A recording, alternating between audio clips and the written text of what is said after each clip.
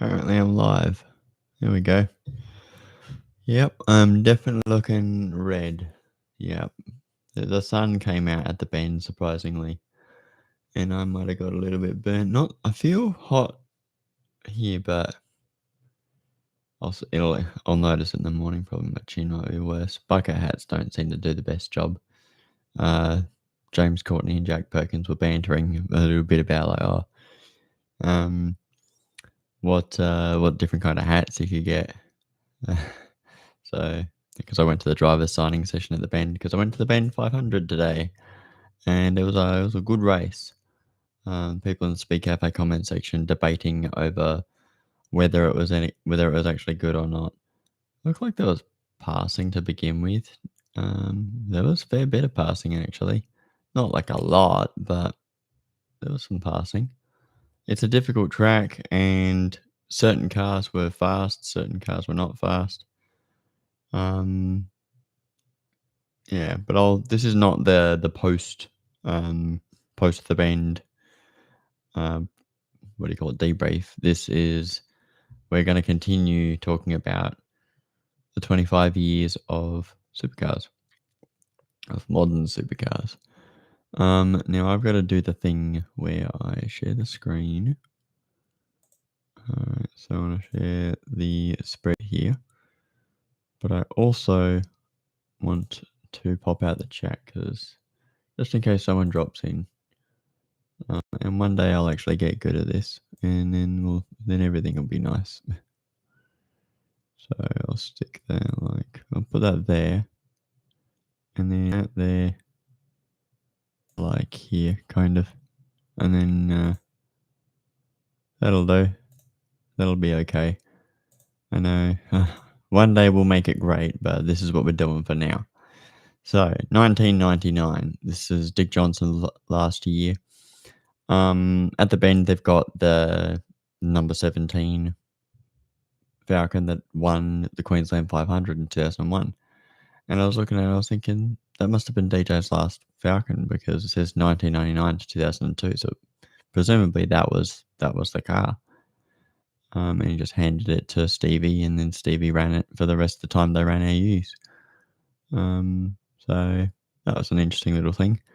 But yeah, it was Dick Johnson's last year in 99. I think he finished like 12th or 13th in the championship. I don't know if he had particularly good results. I'm sure he had the occasional good race, but maybe one day I'll go into like a deep dive on his ups and downs in his career. But this is not that day. So you got Dick Johnson's last year. You got Tony Longhurst, what ends up being his last year with his own private team, Longhurst Racing. John Bowers moved to PAE Motorsport. I think I'm pretty much repeating stuff from last time, but whatever. You got Glenn Seaton in 99, who has grabbed Neil Crompton there, back from obscurity. Larry Perkins continuing, Scafie in 99, second year with HRT. And Thomas Mazzira back running his own private team, presumably. His career might be a really interesting look if I have a go at it. John Faulkner continuing. And there are a lot of different times where it was like, oh, John Faulkner did this year and then he did that year. It's like, I was looking at it and no. He did 1989 where he did most of the rounds of the championship at least, or 50%. It's like if there was 8 rounds and you did 4 rounds, it still counts. You count as full time. So yeah, pretty much 4 or more, and I count that as full time out of the championship. Paul Romano continuing with his thing. Not really too much interesting apart from obviously Stephen Richards and Greg Murphy picked up for Gibsons in 99. So they were sort of like, after Scafie left, 98, they were kind of like a mid-pack team. They didn't really have anyone impressive apart from Steve Ellery with the Holden Young Lions entry. I think he was kind of like their best guy, but they also had Hossack and who else? Hossack and Pate as the wins drivers. But I think Ellery was their main breadwinner. Mazira, oh, that's right. Mazira in '98 was run by Gibsons. That's what it is. And so Stephen Ellery starts his own team in '99 with sponsorship. Because I think we watched the 1998 Gold Coast race and he had no stickers on the car. He just ran his own thing. I guess it must have been after the final race of the year because it was '98, so it didn't have Bathurst or Sandown in it, or Queensland, I guess. But so they must have been like, all right, that's the end of our deal with the Young Lions. And let's buy an EL Falcon, a Stone Brothers EL Falcon, and bring it to the Gold Coast. So that must have been the first time or something. And maybe in '98 things were just kind of crazy, where if you had a HRT car, if you had a Stone Brothers car, it was like the best car. So yeah, that's possible. Not too much going on really. Like Ashby and Reed is an interesting one because they are known for having just swapped the car year on year, but they were doing it full time. Like they had two cars. They were a 2-car team. Well, or they're either a 2-car team or if you follow my 50% rule and they did the exact 50% or more rounds, they count as full time to me. So that's what we're going with. But obviously in later years they did less and less. But yeah, 2000.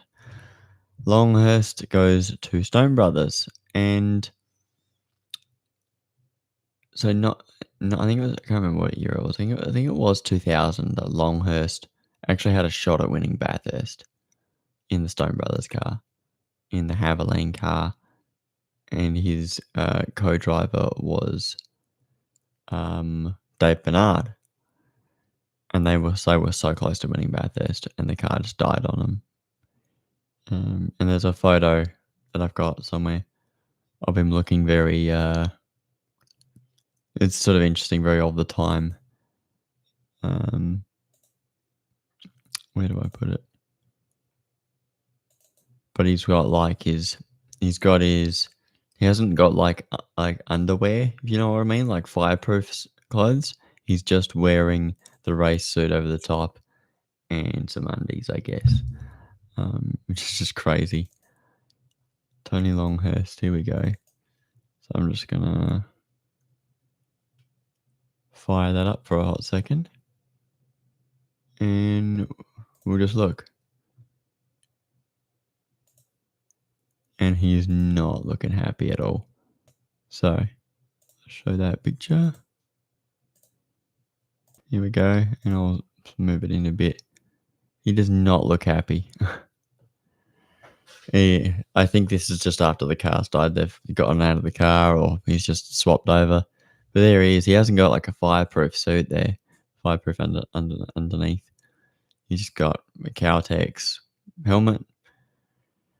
Well, Longhurst used to be a great driver, even in like 2002. I'm pretty sure he was great. Just driving for not a factory team. He was driving for Briggs, mid-pack team. He was the consistent guy. Max Wilson was the guy who was incredible in qualifying. I just used to get in crashes all the time. But Longhurst was like the real deal, pretty much. 2001, he was driving for Rod Nash in a crappy VT or VX, and then he goes and drives for HRT and wins Bathurst. That's, Longhurst was really good, and then he ends up at Perkins and does a terrible job. So I don't know what happened there, but he wasn't getting the results. So Larry sacked him. But Longhurst used to be good, and there he is losing Bathurst. He was close to winning it. Anyway, back to where we were. So, I'll have the comments. What's going on here? Put them there. Then put that back up. Okay, cool. All right, so yeah, Longhurst with Stone Brothers in 2000. John Bow technically with Briggs, because I think it was September 99 that PA got bought by Briggs. So it was like, yeah, it was like late in the year and it wouldn't really. So they've done most of the year as PAE. So I think once Briggs took over that team, because in '99 they won a race, so it's not like PAE were a bad team. They were struggling, and they were happy for someone to buy them out. I don't know if I'd let someone buy me out if I was having a go. You'd have to be under some serious financial strain to be like, we're happy to do this deal, unless Briggs was just that cash strapped that he was just gonna chuck a heap of money at it, which, some people would just chuck a lot of money at the problem and be like, yeah, that's fine. Scapey in 2000 obviously wins the championship for HRT. And I think it's because he swapped engineers with Craig Lowndes, and that's why. Crompo in 2000. Oh my goodness. Crompo in 2000. I think I've got the 2000 Adelaide 500 program, and I think Crompo was like 39 then. So he was amongst the older drivers for sure. He was older than Engel, which you always think of Engel as like an older guy, but Crompo was older than Engel at that time. Like you see when Engel was winning Bathurst with Larry Perkins in 95, 97, and he was just he looked like a younger guy. But I think he started when he was like 36 or something. I'm not really clear on the details, but he'd just come back from Europe where he had a big battle and money ran out and he couldn't continue. Then you got Paul Morris makes his return running his own team, Paul Morris Motorsport. And I was thinking, so in 92 to 94, he was with Logamo. And for 95, and we know this story because for 95, Longhurst want to continue doing V8 Supercars. And Paul Morris and the other guys wanted to go do the 2 litre Super Tourers. And they did, and they were very successful. They won lots of races and championships, Paul Morris. And then Paul came back with his own thing, which is not the same as Logamo, I guess, because, I don't know. Is it the same as Logamo? Longhurst is definitely not the same as Logamo, because obviously Logamo went and did 2 litres. So they sort of parted ways, and then Paul Morris came back later. But obviously the Ga in Logamo was gone as well. Gardner was gone. Not Wayne Gardner, but I think we thought, is it John Gardner? I'm going to get in trouble. So you got Peter Dormer, Stevie Richards with Gibson, Murphy with Gibson. And this is when they had Gary Dumbrell buying into the team. He became the main owner of the team. I think at the end of 99, they won Bathurst, and Gary Dumbrell was the owner of the team by that point. But Gibson, it's interesting because I think Gary bought the team, but maybe Gary bought a controlling share, and so then, we're almost to 2001. Let's just do 2000, all right? So Brad Jones comes in as well. So you got a couple guys who were doing Super Tourers in 99 come in 2000. But like Brad Jones co-drove with Mark Larkham in 99 at Bathurst, and Larkham would put the car on pole. And then also you got Stevie Johnson finally getting into his dad's team. There's some interesting stuff going on. I think Stevie J was actually very solid. He was a very solid driver when he made his debut in 2000. But you don't expect him to be really good until things get really good. So we got Radicic down there in 99. Teammates with Dick Johnson in 99 and Stephen Johnson in 2000. Radicic was 4th in 2000. That was his best ever championship result. And it's sort of interesting because I think by the time I started watching, Radicic wasn't a guy who was contending for the championship. Um, but he was when he was with DJR. He was like in 99, he wanted to win it. 2000, he wanted to win it really bad. 2001, he was like, it was him or Stevie on occasion. They weren't necessarily that good in 2000, I don't think. Or 2001. Yeah, not sure. I have to watch more 2001. There's a lot of seasons that I want to watch of Supercars. Um, so let's go 2001. Longhurst moves again. I did talk about how he went to Rod Nash Racing for most of the year, and then he drove for HRT in the Enduros and won Bathurst. And so all of that success at that point, like Longhurst, obviously at this stage is the most experienced driver in the field.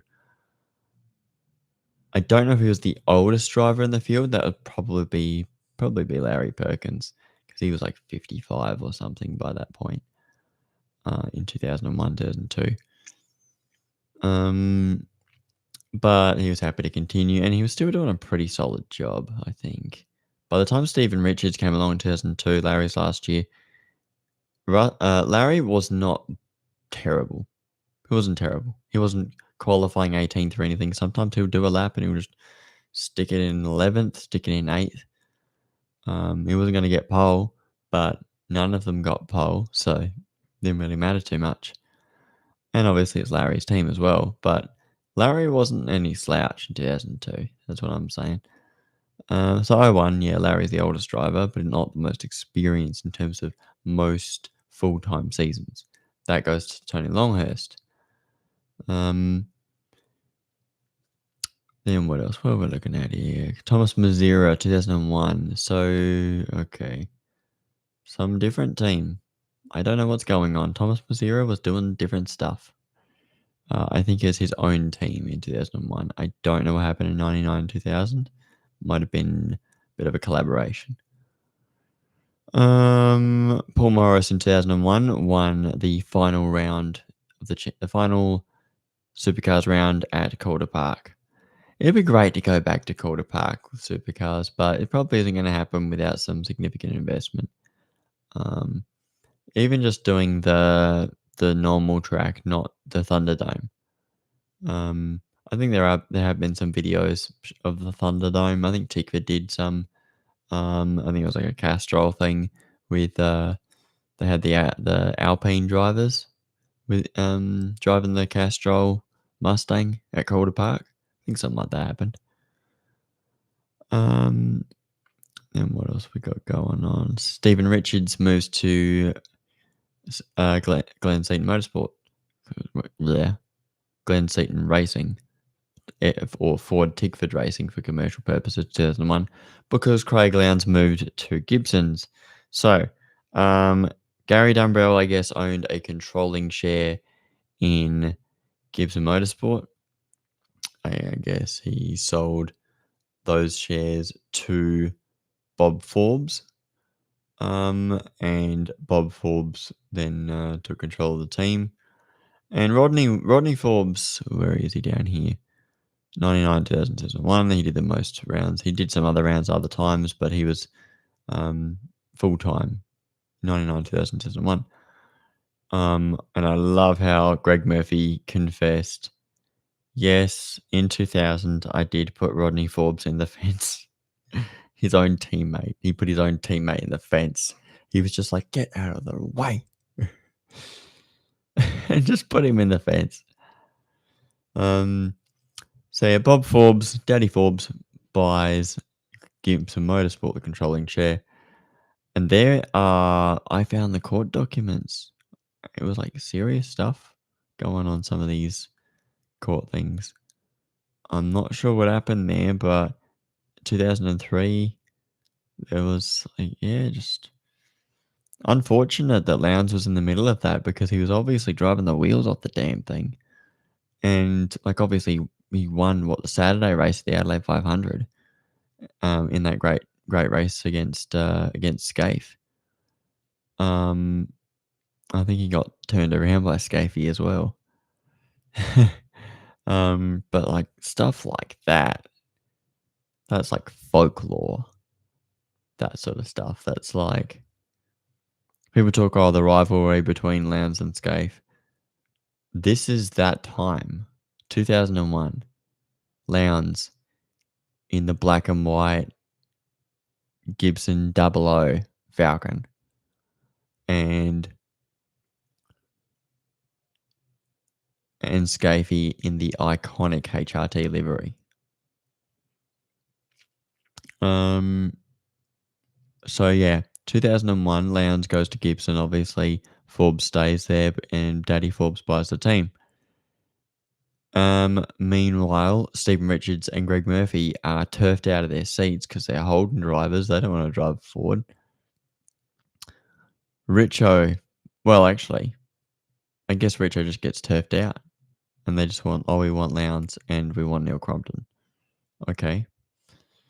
Richo ends up at Glen Seton Racing, and I think I've shown the Richo's history where Glen Seton was no slouch. Glen Seton was qualifying top 5 all the time. This is after his crash too, I think. Unless it happened in 2001. I think it happened in 2000. Seto was still top notch. Richo had room to grow. And he did grow. He grew there eventually. But yeah, I was sort of surprised because I thought Richo was the hot talent. But he wasn't. He was, I don't want to say mid because, when we say mid, it makes it sound bad. Richo was not the worst driver, but he wasn't incredibly talented where it would be like, hey, HRT, you would be stupid if you didn't sign this guy. They were like, now we'll grab Jason Bright. But also some of this stuff was done. I think Brighty was only confirmed in January or something anyway. I think the same deal with Murph. Because Murph went through Christmas being like, I don't know if we've got a seat. I mean, these days, obviously, there have been times where drivers don't know if they got a seat. We wake up Christmas Day and we get a present that our favorite driver has landed a seat. That sort of stuff can happen. And yeah, so Stevie Richards, when I do a tier list, it would be great, but not enough to win a championship. I would want to rank it like championships and Bathursts in terms of, or you say it like freak talent, right?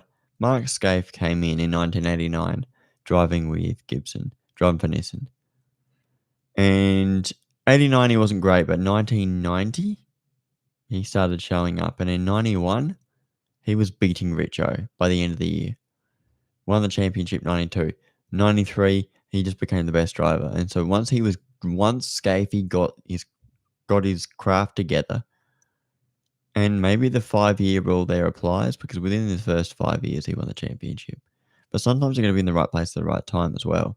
Some drivers start in the worst team and work their way up, and I love those drivers. They are the ones like Scott Pye is a great example of that. We talk about how great's Ryan Wood, how great's, like, I became a Kai Allen fan today, because I spoke to him and it was like, I like Kai Allen. I want him to have a good day. I mean, I said I wished everyone a good day, but they're not all going to have a good day. But Ryan Wood at Walkinshaw, Kai Allen at Groves, those are great opportunities. Whereas Aaron Love at BRT and Jackson Evans at BJR, it's tough. You're not expecting to get, Jackson Evans said he wanted equal treatment. He wanted to make sure he was getting equal treatment. And so that's why he can show his talent. And he has been able to do that this year, which is why I hope he stays on the grid for 2026. Aaron Love is obviously in a difficult environment at BRT where it's a growing team, people coming and going, and it's tough for a rookie to be in that position. But he did do a great job in the Trans Ams this weekend. He was battling with, who was he battling with? Nathan Hearn, I think. And Nathan Hearn had just bits of his car flying off, and Aaron Love was like a dog with a bone. He was having a right crack to try and get past him, but Nathan Hearn would not move. Uh, so yeah. Well, I need to drink my tea before I fall asleep on camera.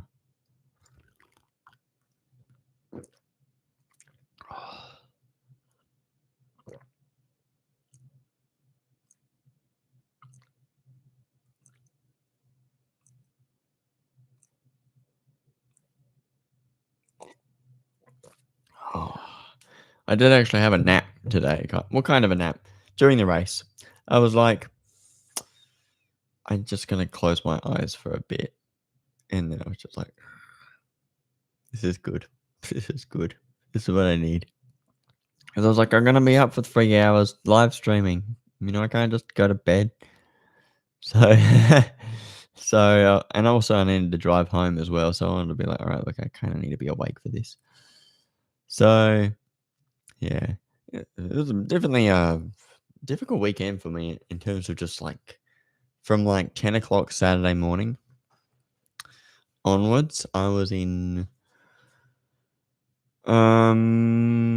like, I was busy pretty much, even though like there were times on Saturday, but like I was away from home. So I wasn't just chilling in my house doing whatever I felt like. I was at other places dealing with whatever was going on. So yeah, and obviously today I went to the band, had a great time, and made mistakes in terms of sun care. Anyway, back to supercars. So, where are we? I was talking about things.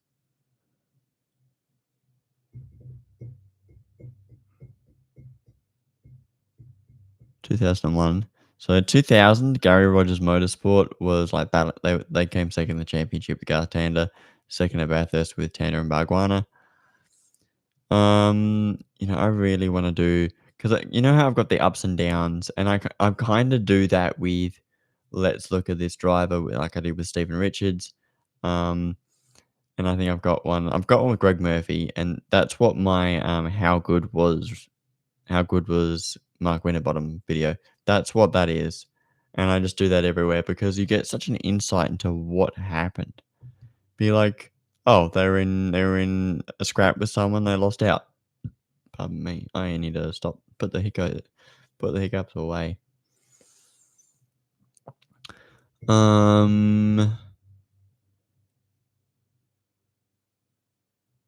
yeah, obviously yeah, I don't know. maybe my tier list should be like goat, great, good,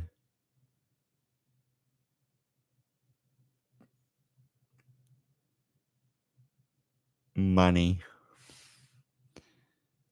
and bin material. Actually, don't say bin material. That's mean. I don't know. Yeah, Bridie came back in 01. Yeah, Gary Rogers, the wheels sort of fell off. So in 2000, they came second in the championship, second at Bathurst. But I think they weren't setting the world on fire in 2000. They just sort of got lucky in a few spots. It wasn't like I think Garth was leading the championship after Adelaide or something like that because Scafie didn't have a great Adelaide. I can't remember who won. Actually, give me 1 second.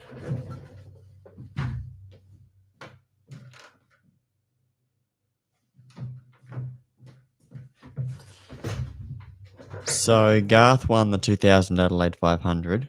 I've got a poster on my fridge at the end of the hallway. At the end of the hallway, I can see the poster, and I was like, "That looks like a Garth Tander GRM car." So yeah, so because Garth won the second race at Adelaide in 2000, he won the round. He became the Adelaide 500 winner. And I think because Scafie had a bad day, something happened. And Lounsey had a bad day as well because he was having a bad year. But yeah, '01, like GRM sort of fell away mid-season. They weren't great, but they were banking top tens, and won Bathurst because they were still a great team, and I think other people screwed up a bit as well. I think was that the year that Scapie and Lowndes teamed up? No, was it Lowndes and McConville and Scape and Morris? Something like that in 2000, something like that. There's a great poster of like Paul Morris, Cameron McConville, Mark Scaife, Craig Lowndes, and that's like the Holden Racing Team Enduro lineup, and it's awesome. All right, so 2001, the birth of Kmart Racing. Oh yeah, so hang on. Let me finish the Gary Rogers sort of story with what I was talking about. So 2000, they weren't great, but they were good enough. 2001, they were struggling. 2002, they were still struggling. 2003, they get the VY.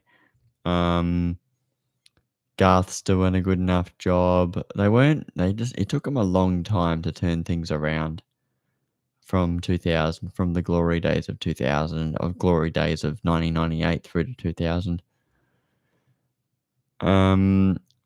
Until, like, they didn't really come back until 2007, maybe 2008, when Lee Holdsworth started racking up podiums. Because 2007, he did win at Oran Park, but that was like his only podium of the year. I don't think he was that impressive, but I'm not up to watching 2007 yet. Obviously, I'm vaguely aware of what happened. I know he won at Oran Park. I'm not sure if he won it, if he got on the podium at any other races. But he didn't finish in the top 10 of the championship. He was like 15th in 2007. So that sort of tells you he wasn't having an exceptional year. He just had a result occasionally. So it took them 7 years to get back to that point. So yeah, they're on struggle street for 7 years. During which time they lost Garth Tander and Jason Bargwanna. And Jamie Whincup as well. But yeah. Jamie Whincup was rubbish in 2003, right? He was not special in 2003. He needed to do a better job. 2004 was good enough, and then he got fixed everything in 2005. So, where else was I looking? 2001. So Murphy sets up the Kmart Racing team, and they get Todd Kelly, and Cameron McConville moves from Rod Nash in 2000 to Lansvale in 2001. He gets like a happy spot where he's there for 3 years until Gary Rogers says, "Come drive for my team, Cameron." And he has a good time. But, Lansvale was sort of where he cut his teeth and where he had a seat. Because when you're with Rod Nash, you could just lose your seat. At least with Lansvale, the Trevor Ashby and Steve Reed, they sold the team at the end of 2003 to the Tasman guys.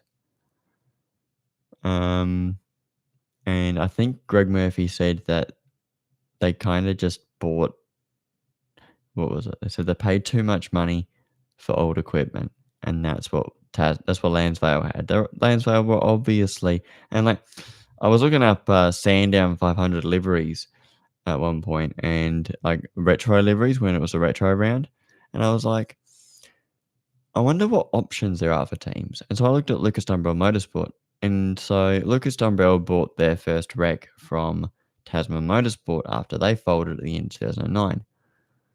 And before then, Tasman was Lansvale Racing, Lansvale Motorsport.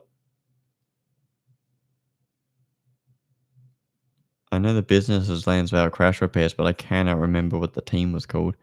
Lansvale is all I can think of, but maybe that's what everyone calls them. Like we call Grove Racing Groves, even though that's not what they're called. We call them Groves.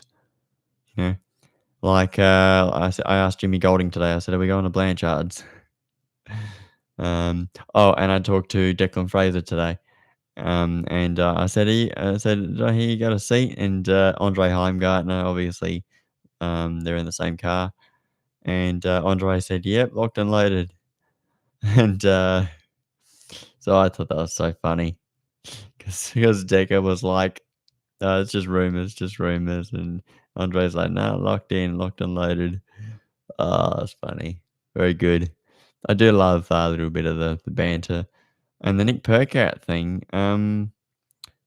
Percat, said doesn't know what's going on, which makes me think, what the heck is going on at MSR? Why? Why would you toss out Percat? He came 5th today. He isn't having a bad year at all. He's having a solid year. He's just not having the same year as last year. And neither is Cameron Hill for that matter, and he did not have a good day today. He started 2nd and then dropped down to 11th or 12th, I think it was. So I think they drove the car well. I think that the car maybe wasn't very good on race pace. There you go.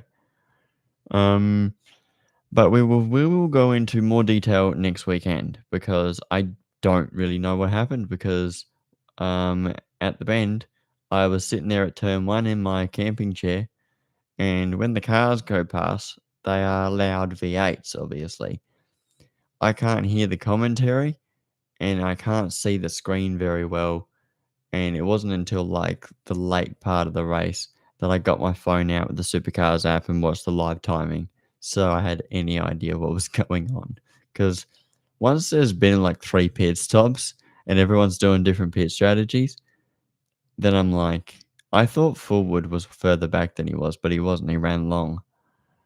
Um, yeah. Cameron McLean switched teams. I didn't really realize that because I think in 2000 he was the Ultra Tune team or something like that, whatever team they were. The mowers team. They were the lawn mowers team. And they got bought by some group and formed Paragon Motorsport for 2001. And all I know about Paragon Motorsport is that that's what David Thexton bought for when he did some races for 2003. Cameron McLean drove for Kmart Racing in 2003. So, and he was driving the VX, the number 15 VX with Steve Owen. In the other car was Greg Murphy and Rick Kelly that set the lap record and won the race.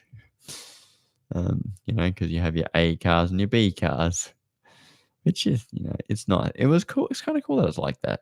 That it was like that. My approach to rules in supercars is just like, let them do things. Let them muck around with things. It was kind of cool seeing Garth Tander drive for HRT in 2005 because he ended up driving them for them later anyway. And, Todd driving for HSV. I mean, if you want to get really technical, he drove for them later as well when they became Kelly Racing because apparently legally HSV dealer team and Kelly Racing are the same thing. They were just running a dealer team, whatever that means. Sometimes there's a lot of political bullshit that gets tossed around, and it's just a lot of rubbish, really. Like the Holden dealer team, that wasn't run by the dealers, that was run by Holden. So, yeah. And I think, what did I see? I saw some article from when Lee Holdsworth and Team 18 were at Walkinshaws in 2015, and they put Walkinshaw Performance on the side of the car, and they were saying, oh, it's a throwback to the Holden dealer team era or something like that, or to the HSV dealer team. And I'm like, wow, that's a stretch. That's a real stretch. You're playing Twister hard. Oh, it's just like, what? It's ridiculous. 01. I think that we're pretty much done for 01. Obviously, Jason Richards started his year. Ambrose, Bernard, Dean Canto did quite a few rounds, driving for his own team, I think, in an ex-Glenn Seaton car. And then Canto drove for Glenn Seaton's team at Bathurst. And the car died. And there was some actually really interesting stuff came out of his interview with V8 Sleuth. I love V8 Sleuth. The drama with Scott Pye. Hey, look, I'm occasionally a controversial figure, and I throw sand in people's faces. And I think people should be allowed to say what they want to say. And I think that if they're wrong, they should be able to accept that. I spoke to Declan Fraser today, obviously, because um, because I mentioned the little joke that Andre was making. I don't know if it was a joke or he was just like, he's allowed to say, but Declan's not allowed to say. Maybe it was like that. And I forgot to mention my video to Decker. Because, when I see the racing drivers right there in front of me, I'm just a guide. I'm just a guy. I'm not like famous YouTuber Supercars Mabini. Although I did talk to some other YouTubers. I talked to Mr. Dusty today because I was hanging out talking with some XL guys. And so maybe I'm going to be checking out some more XL races. Might put a sticker on one day. We'll see what happens. But we should be going on vibes. So yeah, it'll be a good time. There's I think the next race is in December, so we've got a little while. So yeah. Yeah, I do want to talk to Declan Fraser one day about my video, but like,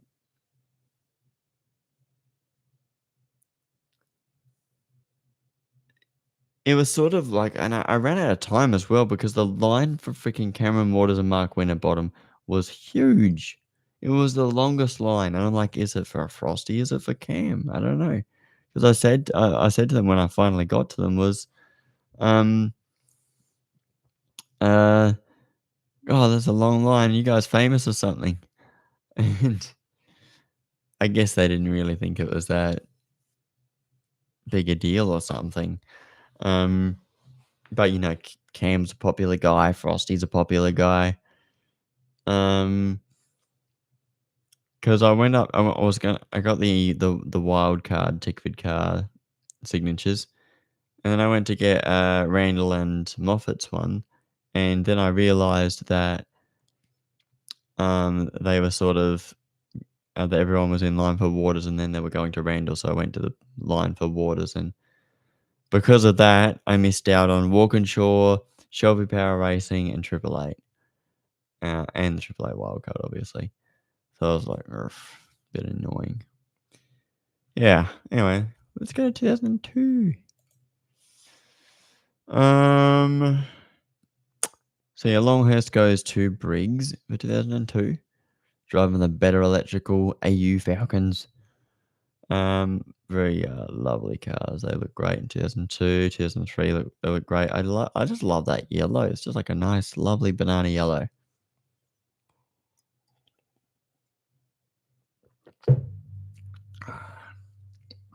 John Bowe finally finds a safe home after he gets sacked from Briggs Motorsport in the middle of 2001 after Bathurst because Simon Wills was setting fast lap times. That's literally why.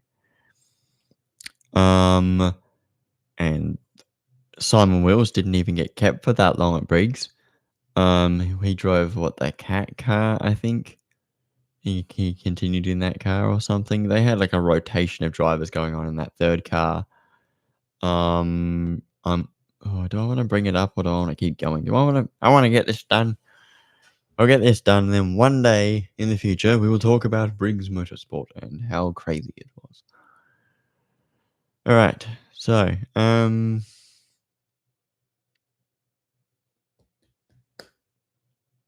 John Bowe finds a safe home. Good. John Bowe was a great driver. Brad Jones was not necessarily the greatest team, but it's a safe place. The cars are reasonably competitive, and especially at Bathurst, the cars were competitive. Because they racked up a couple of podiums. Brad was trying to win the thing in 2000, 2001. They just switched it on at that place. back in the day in the AU, and even in 03 and 04, you know, before Greg Murphy got um before Greg Murphy did the lap of the gods, John Bow had done a really good lap in 03. 2003 top 10 shootout, chef's kiss, beautiful masterpiece.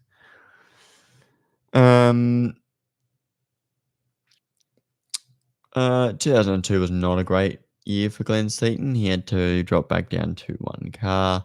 They didn't have the funding, and he ended up selling the team to ProDrive, who created Full Performance Racing.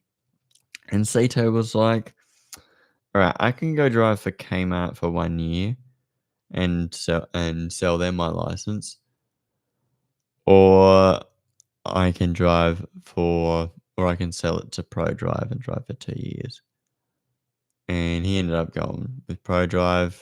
Would things have been good in 2003 with Glenn Seaton behind the wheel? Well, honestly, we wouldn't have got Rick Kelly. And even though Rick Kelly probably didn't deserve the 2006 championship, he got it out of consistency. Other people screwed up.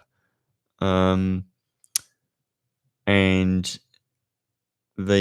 my take on the 2006 Phillip Island incident is they were both racing hard. Rick made a mistake. It was a genuine mistake, right? They were both racing hard. Like Lowndes was racing hard, real hard, and Rick was racing hard as well. Like it was so close, right? It wasn't like what Cam Hill did to Zach Bates at Queensland. It was not. It wasn't like because it wasn't. What do you call it? He didn't mean to do it, whereas Cameron Hill did mean to push Zach Bates off the road. He felt like he'd been run off track intentionally, or had enough of being run off track, and so he gave it back to someone and got a penalty for it. Crompo comes back for 2002. In 2001, he was supposed to be driving a Stone Brothers car or a Gibson Motorsport car because they were going to all right, Lowndesy, here's your new car. And then Crompo was going to do the last few rounds in his own car. 2002, they were no longer Gibson Motorsport, they were 00 Motorsport. And things were different. And there was drama and bullshit. And Crompo was driving a completely different car to Lowndes, even though on the surface it was an AU Falcon. It made Crompo look bad. Crompo was, all right, I might have to do a deep dive on Crompo's career one day because it's not even a long career. It won't take me too long to do. I'm doing Shane Van Gisbergen's career at the moment because it's an interesting one, and the man was clearly very talented. And it's just good to see that stuff. I'm up to I think I'm up to 2012. Yeah, man's got talent and had it straight away as well.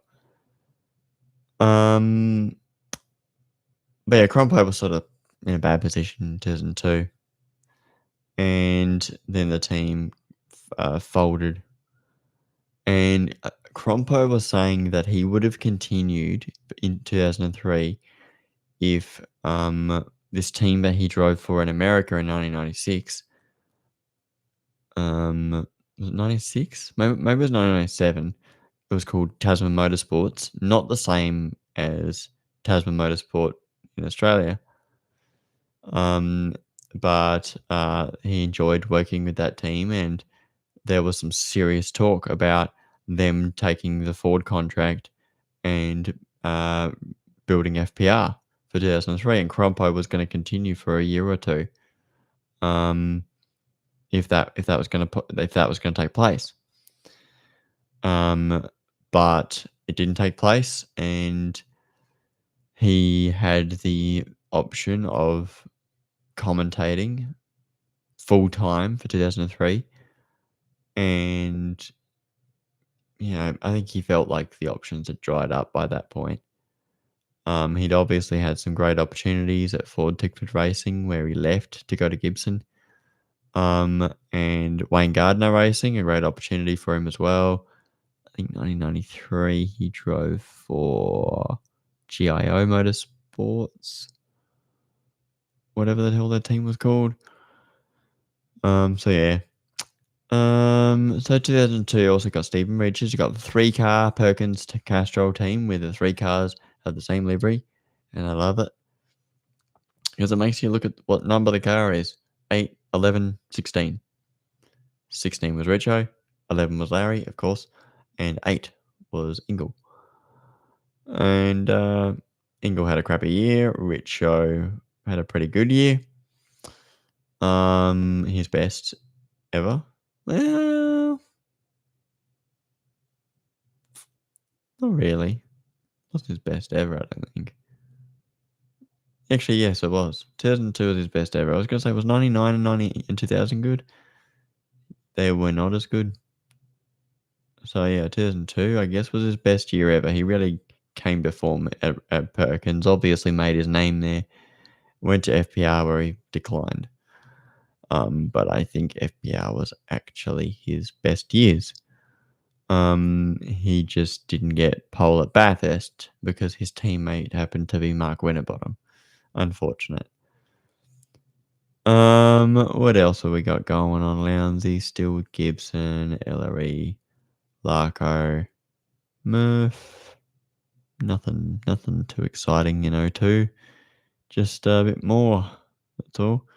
We got Rick Kelly, Max Wilson, Simon Wills, we already talked about. Let's go to 2003.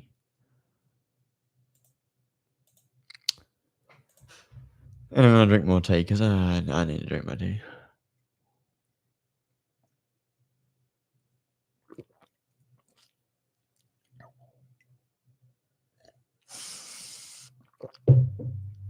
All right. So John Bow staying at BJR. Gets in the top 10 of the championship. Good job, JB. Glenn Seaton obviously moves to FPR.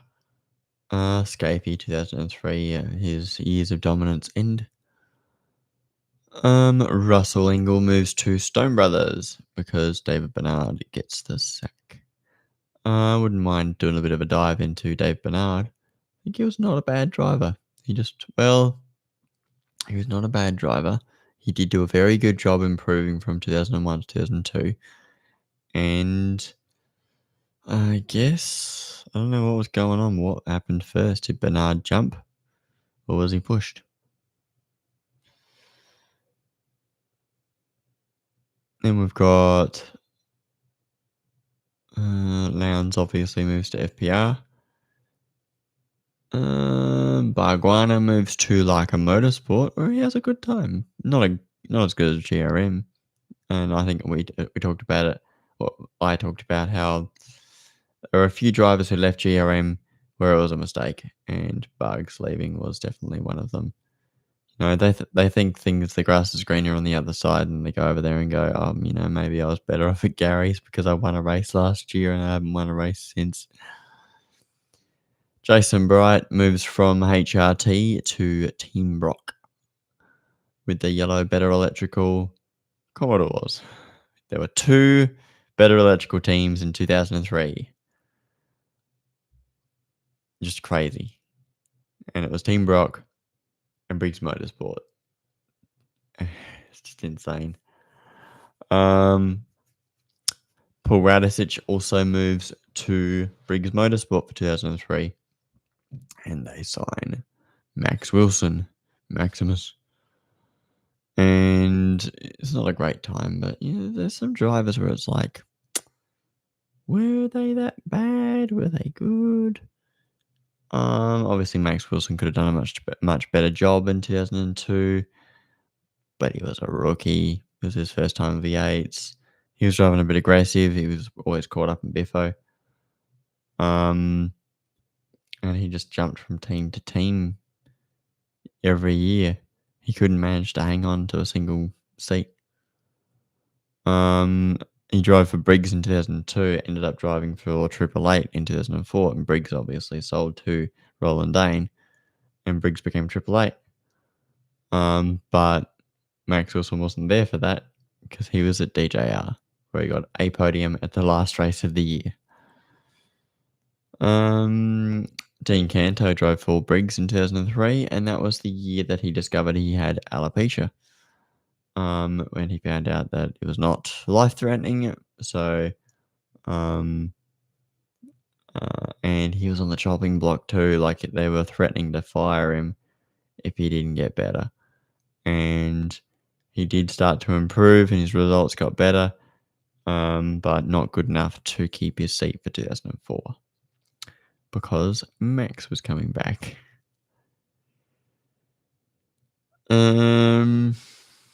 What else?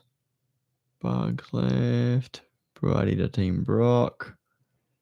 HRT. Maybe, Bridie was great.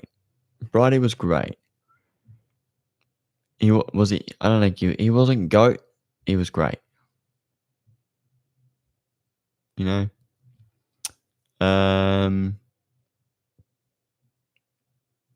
Was Bowie GOAT? Bowie was great. Was Sito GOAT? Maybe. He won 2 titles in his own team. And he was also very good at Gibson. That's the problem, with guys like Sito, is that he didn't get to race professionally. He didn't get to just be the guy that jumped in the car, and he didn't want to be the guy that just jumped in the car. He wanted to work on the car, and that was him. And you got to appreciate that. So he's great. Scapy, GOAT. Russell the Muscle. Great. Paul Morris. Good.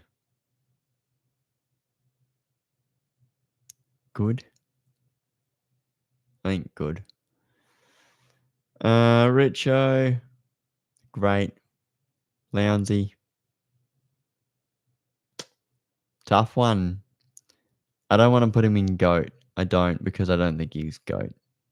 His best years were at Holden Racing Team, and he got two great years at Triple Eight, where he managed to not win the championship. 05 was not his fault. 06 not his fault necessarily either. But he just gave him 2 good years. And the rest of them were not as good. But I haven't seen 2007, so maybe we'll find out.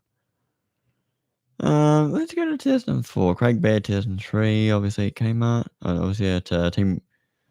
Because in 2002, he was at Team Brock, and they merged with Paul Wheel Racing, and that became Team Brock.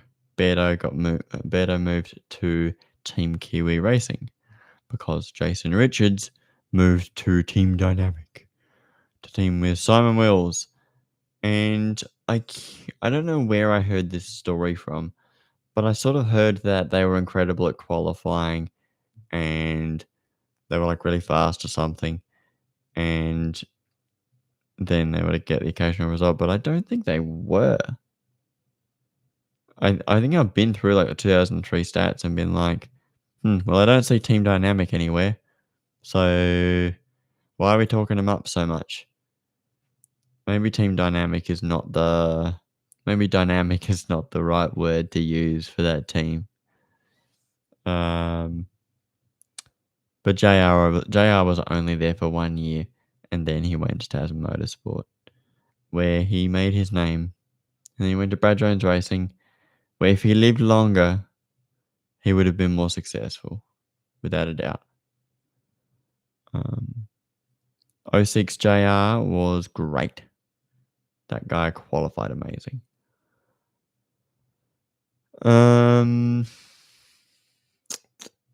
Radicic to Briggs. Todd Kelly to Kmart, obviously. Todd Kelly to HRT. Because Brighty moved to Team Brock.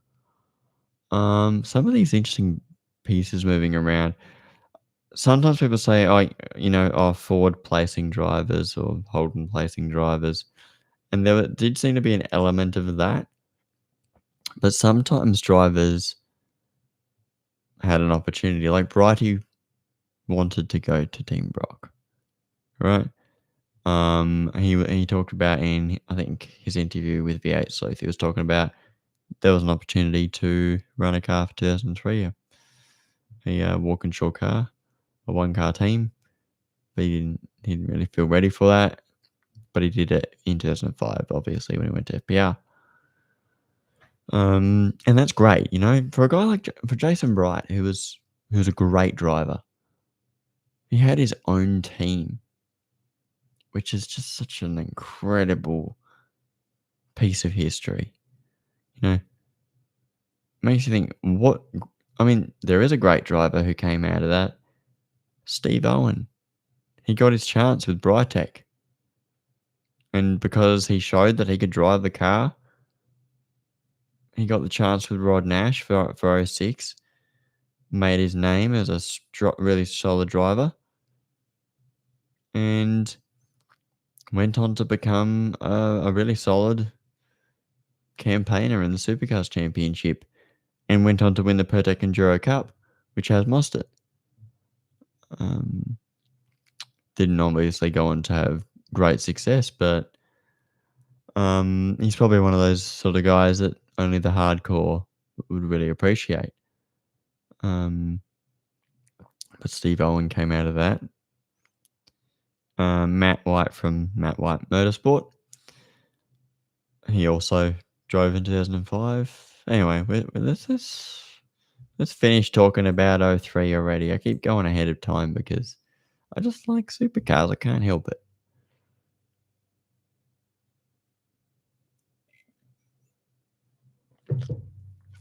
So this is the bad year for Longhurst. It sort of sucks. Like, Longhurst was good. What the hell happened in 04? Why was he bad? He must have just not been gelling with the car or something.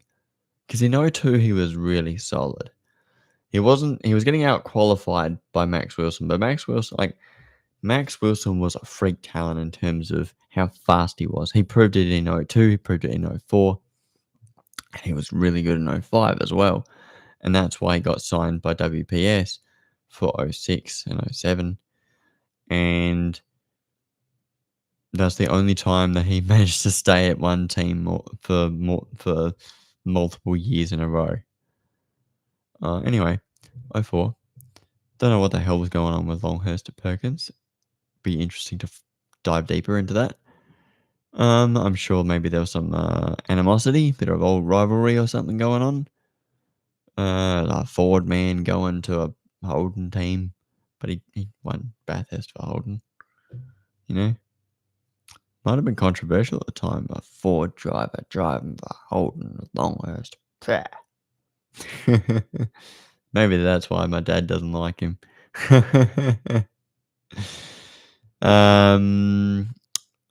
What else? 04, crap year for HRT.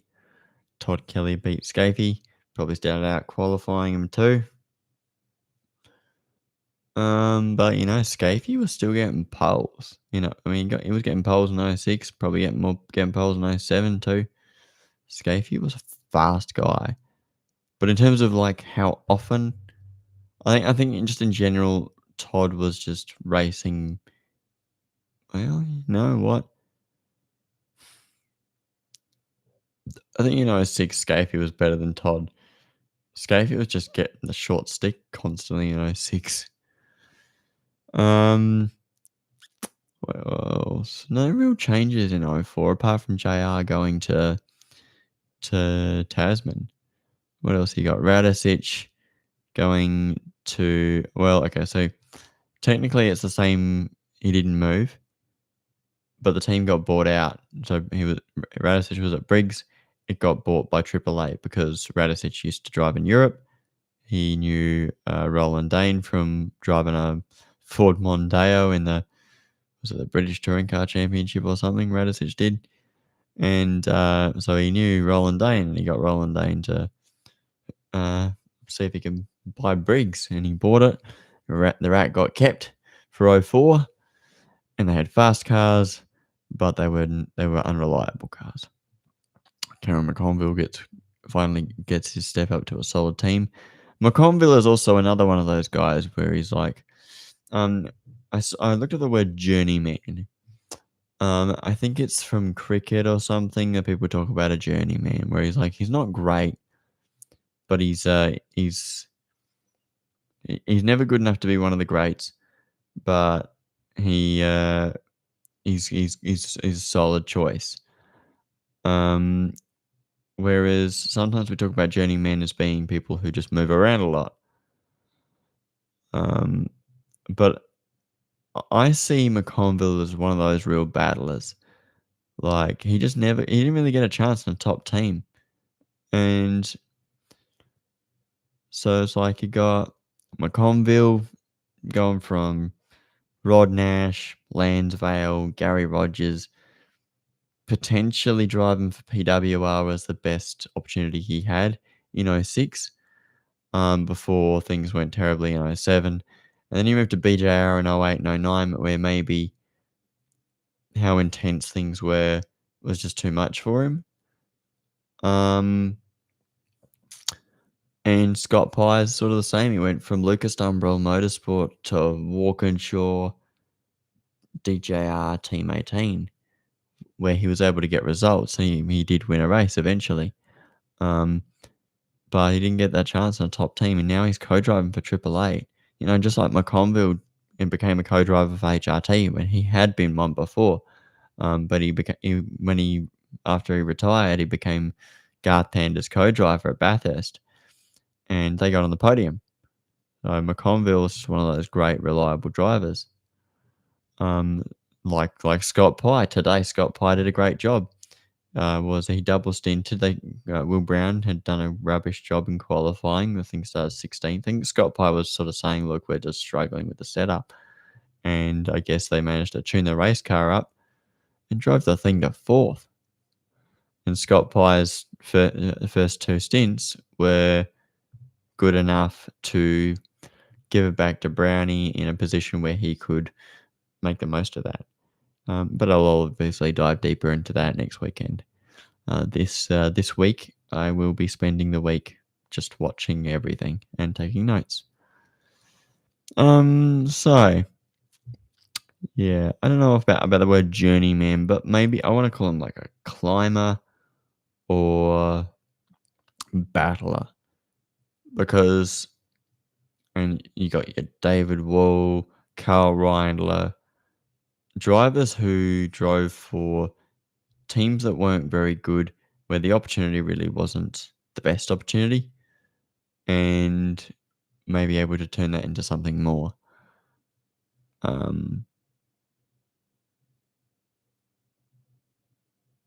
So yeah, I want to come up with a word for that, and one day I'll do a video, because I did do a video about it when I talked about Simona Di Silvestro in one of my early videos that I did about supercars. Simona Di Silvestro, David Wall, Carl Reindler, and I was going to do Jason Richards, and Jason Richards might be a great example of that as well, because he drove for Team Kiwi, and that was not a great team. Drove for Team Dynamic, not really a great team, but he did have his time in the sunshine, battling Scafie to win Sandown, and ending up beaching it in the sand and losing the race, and getting some great results at Tasman, which is a more competitive team, more consistent team, and getting the step up even more to Brad Jones Racing, where he was able to get a legitimate pole position and even won a race at Albert Park in that one race where there was a massive crash that wiped the side out of Stephen Johnson's car, put key contenders in the fence, and he had a big furious battle with Alex Davison to win the race, the Grand Prix. He had more consistent and competitive machinery at the end of his career, or at the end of his time in supercars. And because for those who don't know, Jason Richards died from cancer in December 2011. So it wasn't. He didn't get sacked. He didn't leave. He had to step back from driving because he was battling for his life. And so when Jason Bright won the Jason Richards Trophy at Pukekohe, he was so happy because you see this incredible young talent in Jason Richards who is such an enthusiastic guy that everybody just loves him. He's such a great guy. And he loses out in life out of sheer misfortune. You really feel for what happened there.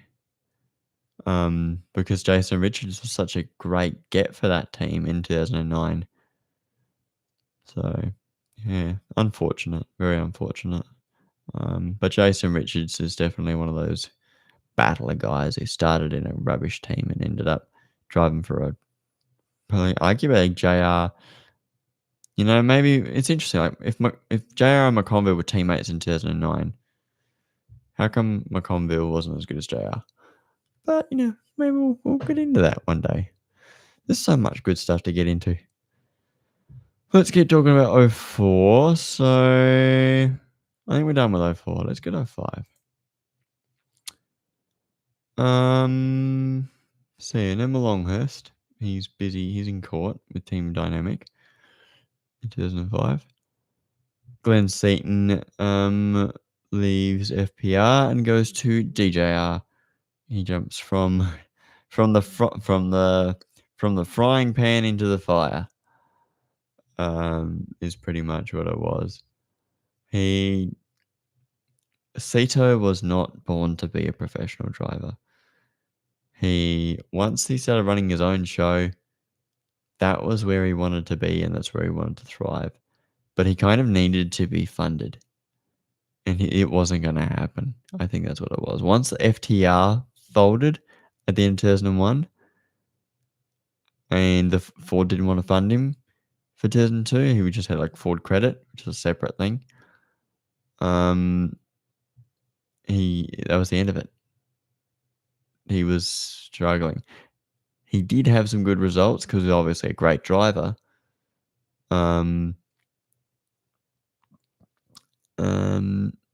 Yeah, poor Cito. But yeah, just not able to be a professional driver. But yeah, multiple time champion, Bathurst Challenger, pole position winner. I think it was 1995, put the thing on pole. And it was like 30 years since his dad won Bathurst in 1965. And there was like $30,000 or something like that prize for Cito. And he had the number 30 on his car. And the engine died however many laps from the end. And you're just like, oh my God. 1995 was a crazy race. There were quite a few cars that had a chance at winning. I think Jim Richards and Scapey were like the car that was going to win. And 95 was the year that Larry and Russell Engel won from the back. Because I think they had a flat tire or something. So went to the back, clawed the way forwards. Several safety cars were the reason that happened. Otherwise, it wouldn't have happened. 05, Russell Engel wins the championship. He was very competitive. He was very consistent. And there wasn't really any standout brilliant driver that year.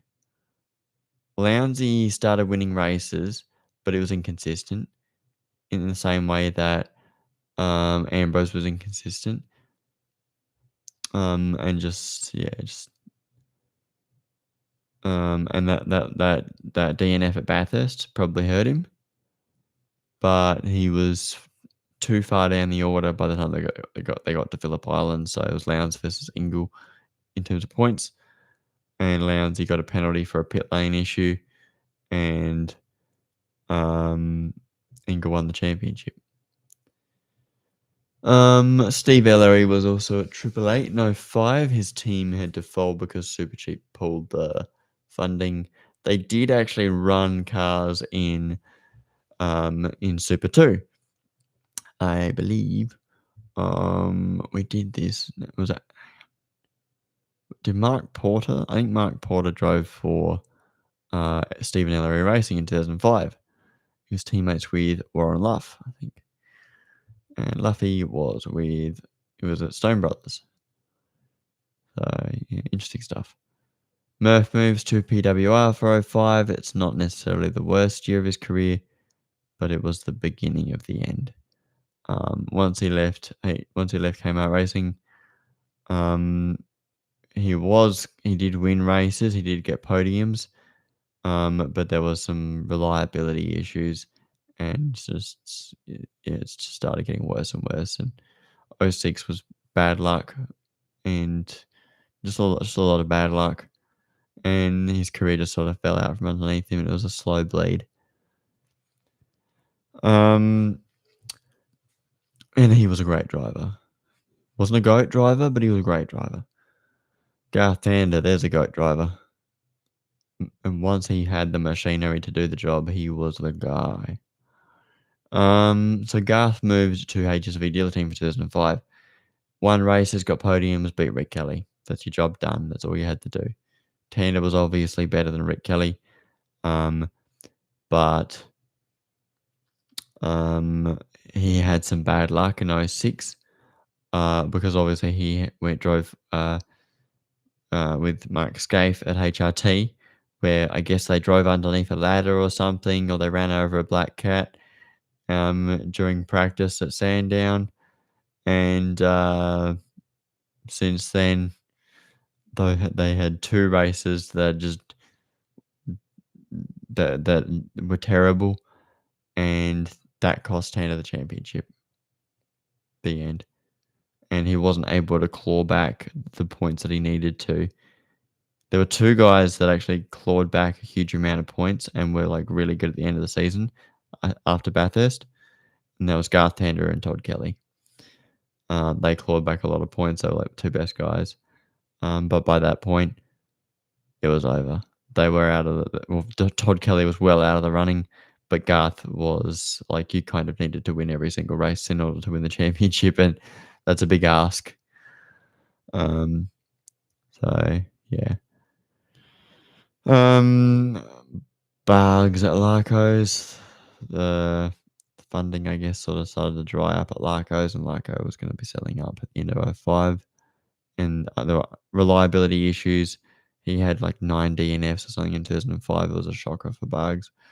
But he did get a top 10, so Bugs wasn't too bad. Frosty started to show that he was pretty good on his day.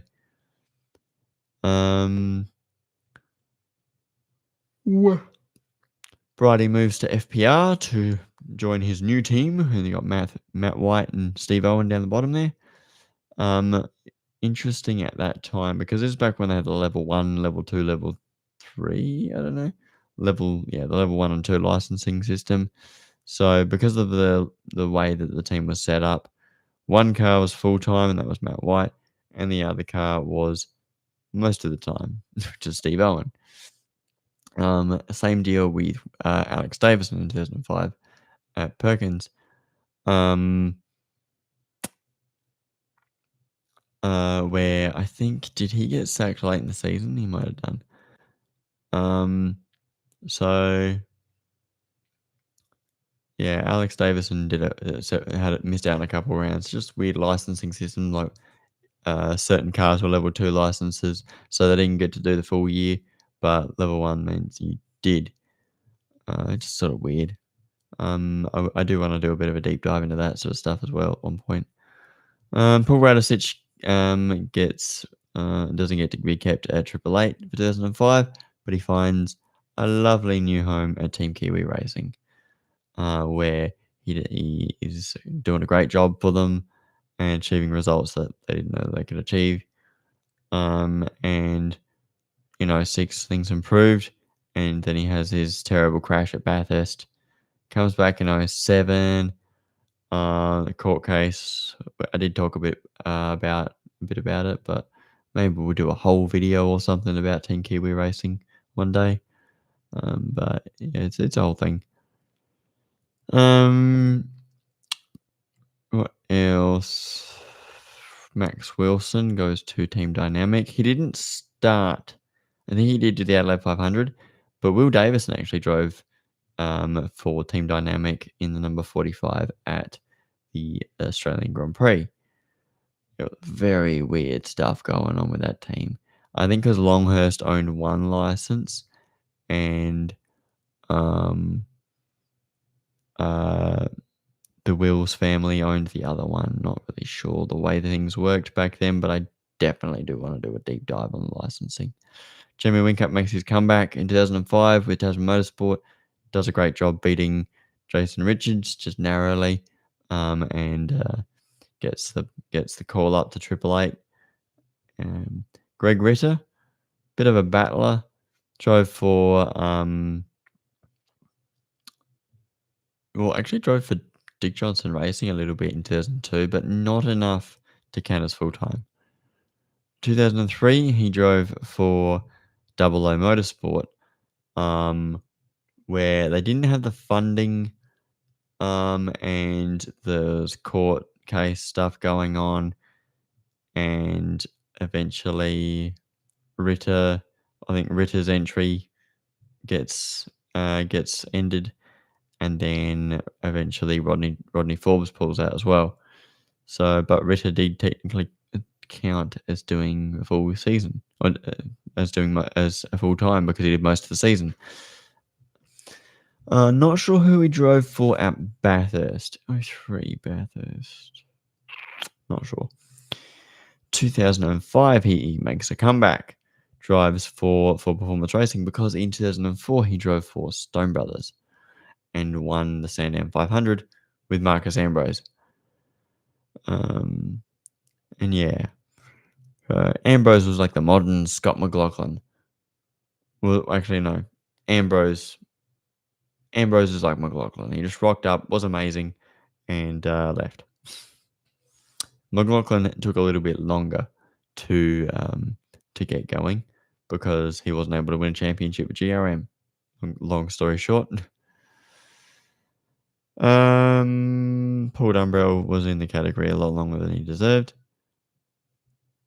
Yeah, I reckon we're done talking about 05. 06. John Bow at BJR. Things started to fall to pieces a bit at BJR in 06. The cars were not very competitive, and they were getting involved in a fair bit of biffo because they were just battling so hard in the mid pack. But they got a top 10 at Sandown. That was their only top 10. Well, that was Bowie's only top 10. I think Brad managed to get another one somewhere else. Maybe at Oran Park, I think.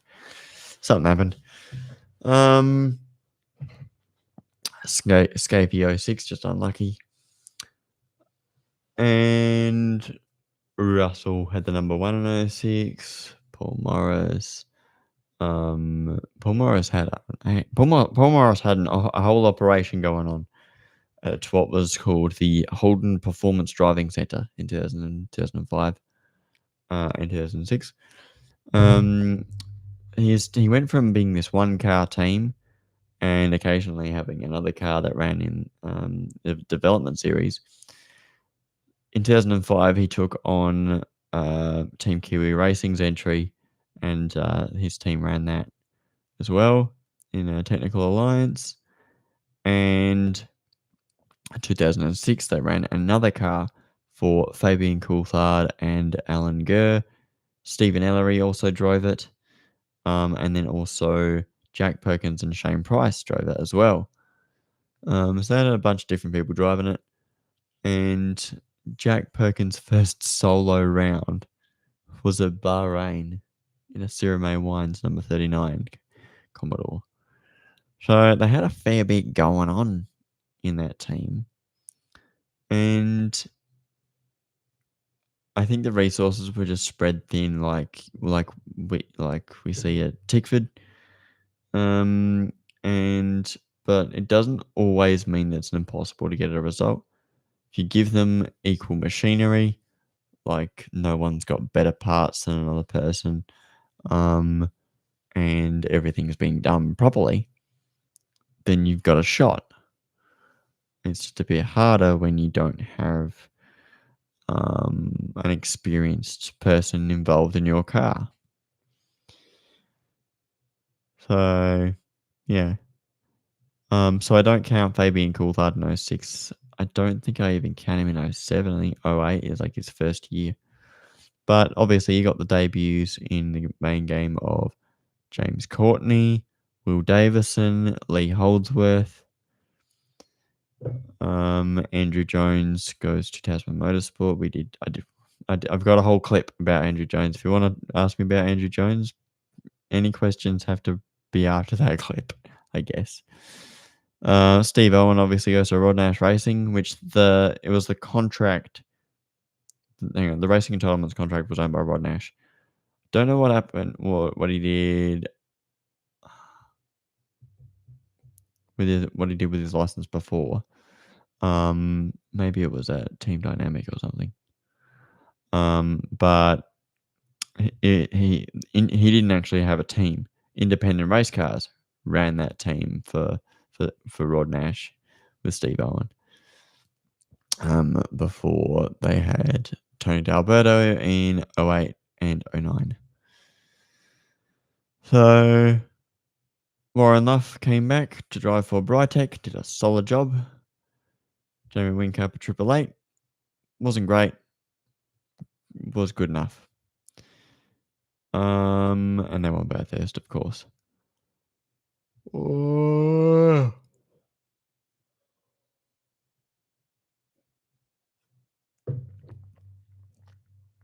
I'm gonna drink this tea, and then I want to maybe get down to like halfway. So I'm gonna take a little break. I don't know if anyone's watching, so it's probably a good time for me to just shut up for a bit and drink my tea.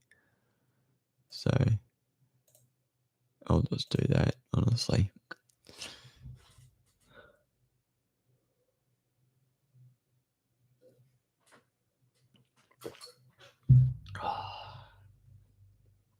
Oh, this one's actually relatively warm.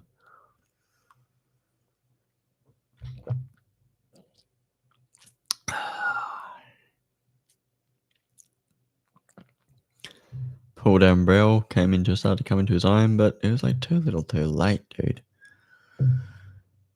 And he was never like the complete race driver until 2010. And even then, he was still getting involved in incidents.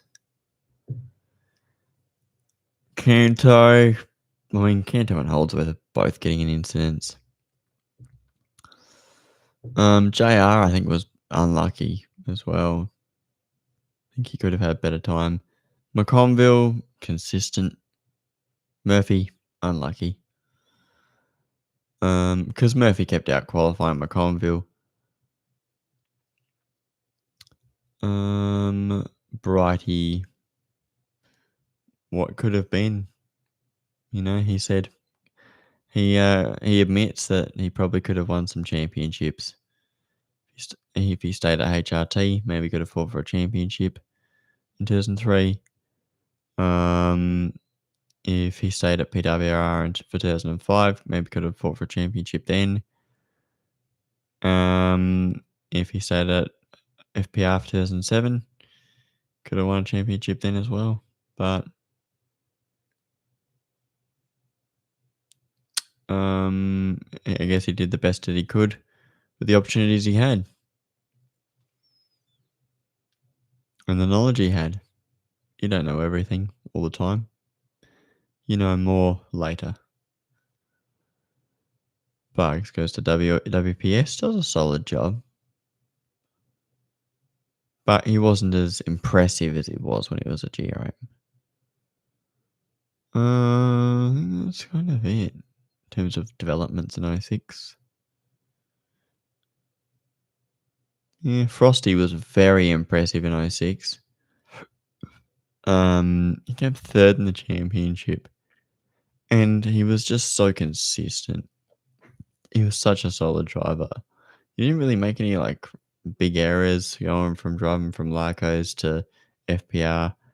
he just cranked it, cranked up the. He just demonstrated how really good he was.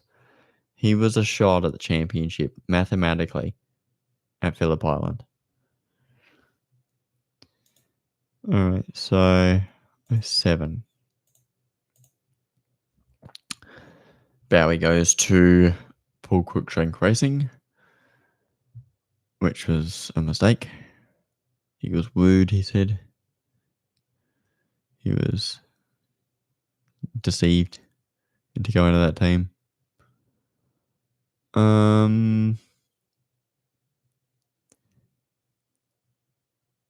Paul Morris, 16 DNFs in 1 year, 2007. Paul Morris. I think that's like the most that anyone's ever had in a single season. I don't know about ever, but it's gotta be close. Because 16's an insane amount. Stephen Richards goes to FPR. Not qualifying great though. And it really was his Achilles heel. And yeah, he was able to do a great job on his day, but it was too few and far in between. Murphy went to Tasman where things were more consistent, but he didn't have a very fast car. But he had a very fast teammate. And Jason Richards actually got podiums at Tasman Motorsport in 07 as well. JR was good. What else? Garth in 07 obviously dominated the championship. Brightek. A pretty solid job. Oh my god. Can I stop being tired? What did I do? I had a bad Friday. And I just didn't get much sleep Friday night. And so I'm underslept. And my sleeping pattern's sort of out of whack. So I need to do what I need to do. Stay awake until like 12:30. And then I'll probably be roughly back in the right range in terms of sleep. Simon Wills came back in 07, just doing Brad a favour. Paul Dumbrell was just more consistent than McConville. I think McConville was unlucky. Had a lot of reliability issues at PWR. And just that was the end of it. Bad times. Andrew Jones drove for BJR for 2007, but they knew this at 2006 Phillip Island. So there was a brief moment in history where Andrew Jones was teammates with Brad Jones. I suppose also a brief moment in history where Andrew Jones and Macaulay Jones also drove for Brad Jones Racing, except Andrew was a co-driver, and so was Macca, which was 2015 and 2016. Andrew Jones did not do the Enduros in 2017 because he didn't want to take up space for when there was maybe a younger and arguably better driver whose opportunity he was blocking, and that allowed Todd Hazelwood to have a co-drive, even though it was Tim Blanchard's entry, you could say.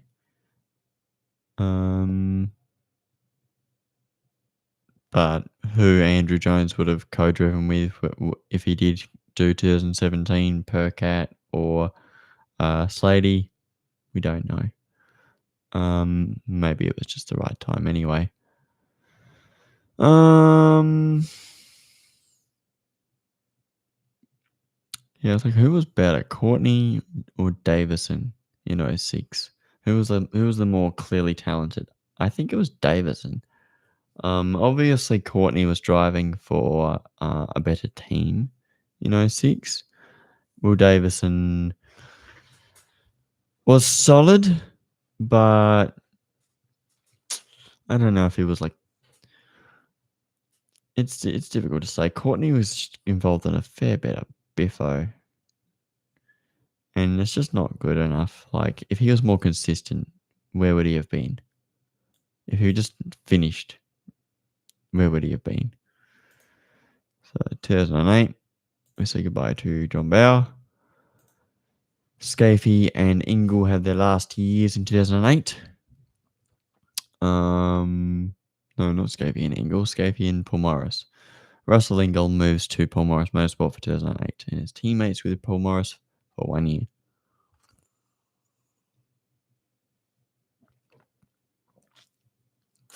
And bit of a, I don't know if it was much of a comeback for Russell. Russell was always a great driver. He got podiums in 07. I think he got one in 06. But it wasn't like the best time. And now what did I read? I read something like somebody could have driven for Stone Brothers in 2008. I can't remember who it was. Paul Dumbrell. I think Paul Dumbrell was well down the road to being a Stone Brothers driver for 2008 to be teammates with James Courtney. Can you imagine that? An Autobahn Stone Brothers Falcon banging into stuff. And then he got a Corinthian and Geldwin Falcon banging into stuff as well. And then wins a race at Queensland. Dear. It's like the Fast and the Furious. That's what it is. So Garth obviously moves to HRT for 2008. The whole gutting of HSV happens pretty much. It's not like they say, oh, Toll moves to HRT. And they also sponsor Rick Kelly after whatever the silly thing was called. Some finance company sponsored Rick Kelly's car for the first few years, but the race suit looked gorgeous. I loved the white race suit. I think Paul Dumbrell had a white one as well. It looked great. What else we got? Jason Bright in 08. Brytek was at its best in 08. But it's not like if the funding was there, it probably would have continued as a 2-car team. But it fell away after 2008 because the GFC. So certain teams folded at the end of 2008. Brytek folded at the end of 2008 as an independent race team. But at the end of 2009, a few teams did fold.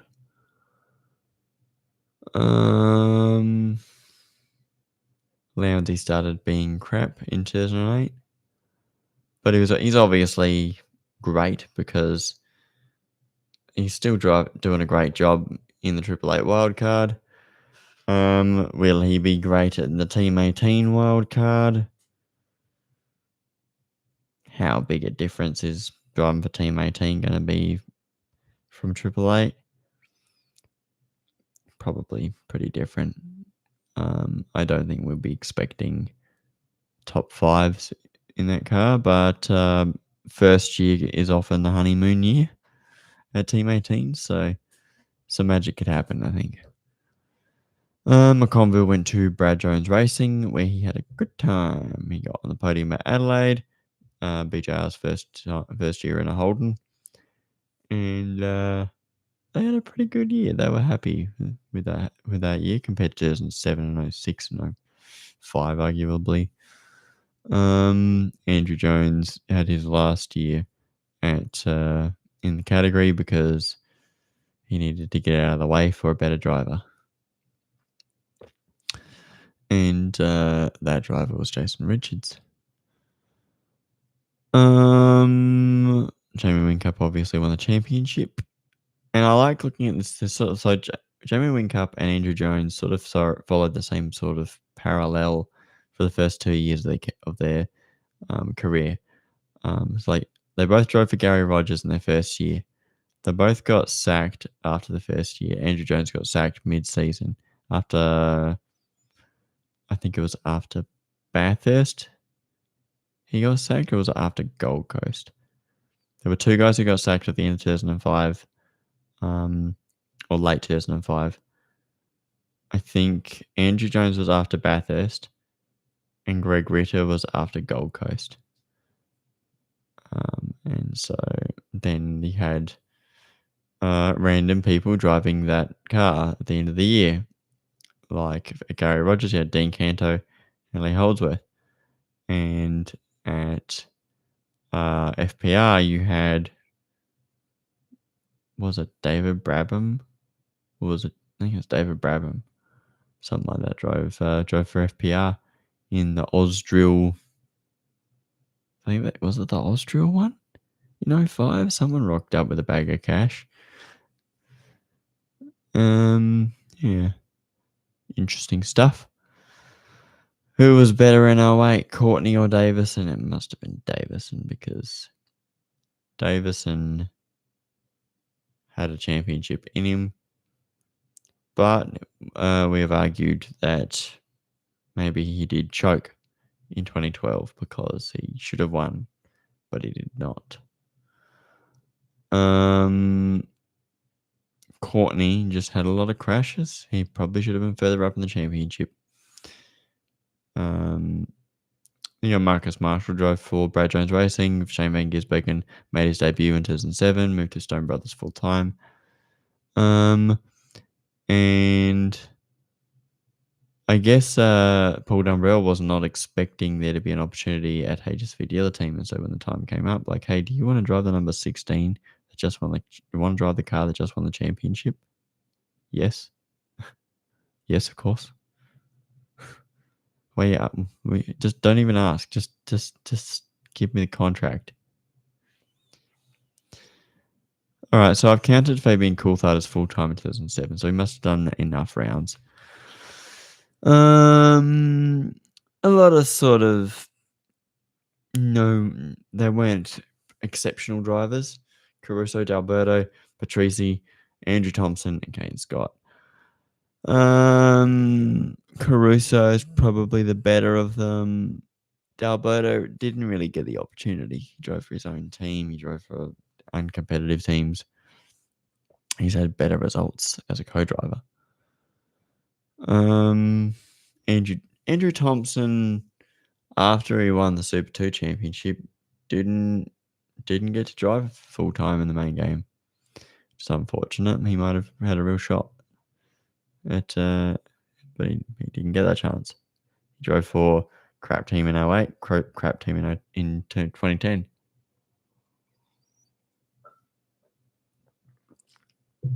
Fabian Coulthard was very good in 2008 and 2011. He was very good all round. Like, watching 2011, you go, well, that's Fabian again in the mix, battling to get in the top 10. He was doing a great job. Much better than what Russell Ingall managed to do in that same entry in 2012 and 13. Yeah. 2009. Jason Bargwanna at Tasman. Not the best time. Bugs actually missed out on a seat because WPS Racing closed in the start of 2008. So Max Wilson and Jason Bargwanna were out. And Max Wilson was not able to get away back in. Bugs had a big bag of cash, so he was allowed back in. I can't remember what Greg Murphy said about Bugs, but I think he said something like, this guy won Bathurst. He knows what he's doing, pretty much. Bugs will be great for the team. And he was pretty good. But they were struggling, that team.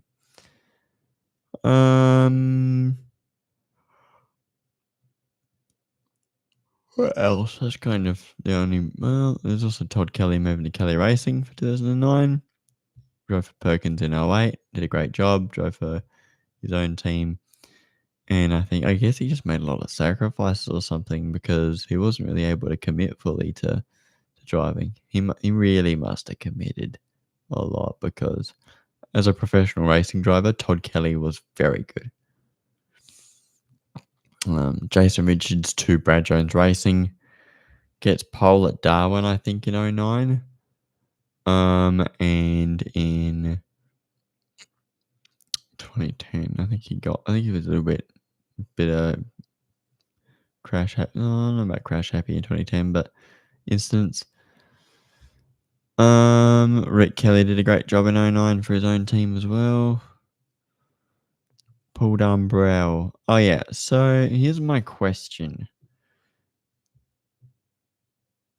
I know legally HSV dealer team and Walkinshaw Racing in 2009 are not the same thing. But Paul Dumbrell brought Autobahn to 2008. He brought Autobahn to 2009. Who were the engineers on the cars? Who were the mechanics on the cars? If that stuff is the same, no one cares what the rec says. That's the fact. Right? Oh, it says here on this piece of paper they're completely different teams. Maybe legally, but also legally, General Motors has only existed since 2011. You're going to go with the facts, like the real life facts, or you're going to go with legal facts? Legal, with the letter of the law. Because scientific facts are just better. Because Kelly Racing was achieving pretty much the same sort of results as what HSV had done, and Walkinshaw were nowhere near that with their second team that replaced HSV dealer team. Because, yeah. But, and so that's why I count 08 and 09 as the same thing for Dumbrell. And because he was the only continuing driver at that team. Obviously, Rick Kelly went to Kelly Racing for 09, and Paul Dumbrell was teammates with David Reynolds. So David Reynolds makes his debut, Tim Slade makes his debut. Slady was watching KO on his phone for the driving signing session. And they were talking about, him and Nick Percat were talking about, is it a reverse grid race for the TCR World Tour? And yeah, I don't. Obviously, I'm going to watch the Ben 500 event back. I might be on the reel. We might see my face on a Supercars broadcast if I'm freaking lucky. Because Mr. Dusty was filming stuff, so as an official man, so we might see me. You know, I mean, I was there all Sunday, so I might pop up.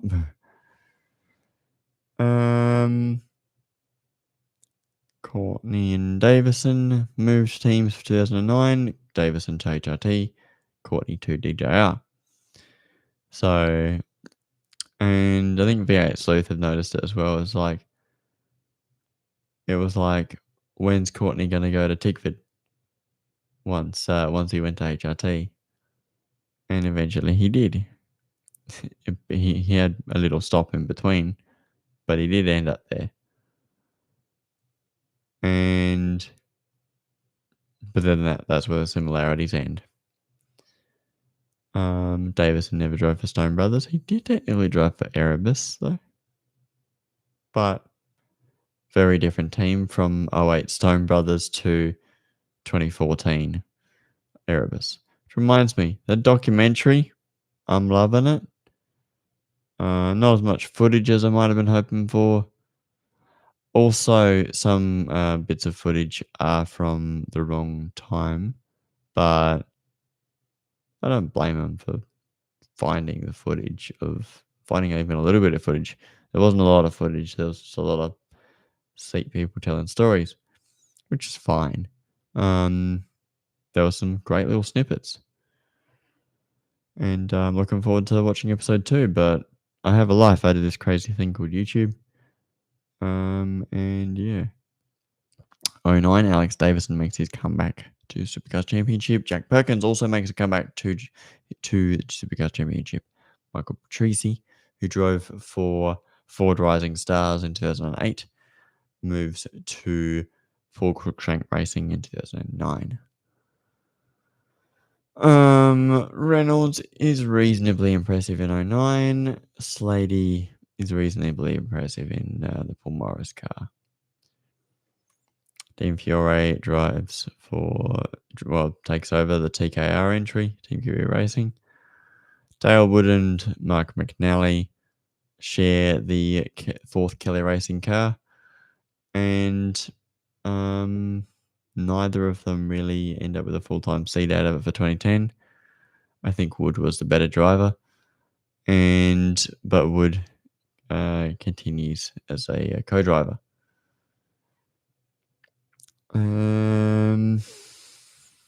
Van Gisbergen in 09, I think the car was worse. 08 to 09, you sort of look at it and you go, Alex Davison was occasionally very impressive, but it was like he was often struggling. I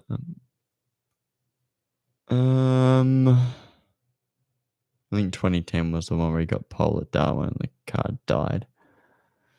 Had like an electrical failure or something. 2010.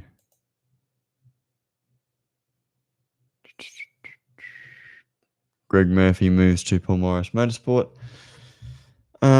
He said he had to bring sponsors because I did notice watching Murph's career or going back through it when I came back to watching it. What a stinker of a race! I thought it was all right. Especially at the start. We're talking about the Ben 500. Welcome back, my dude. I thought Cameron Hill dropping back made things interesting. It was a stinker for Feeney and Whincup, yes.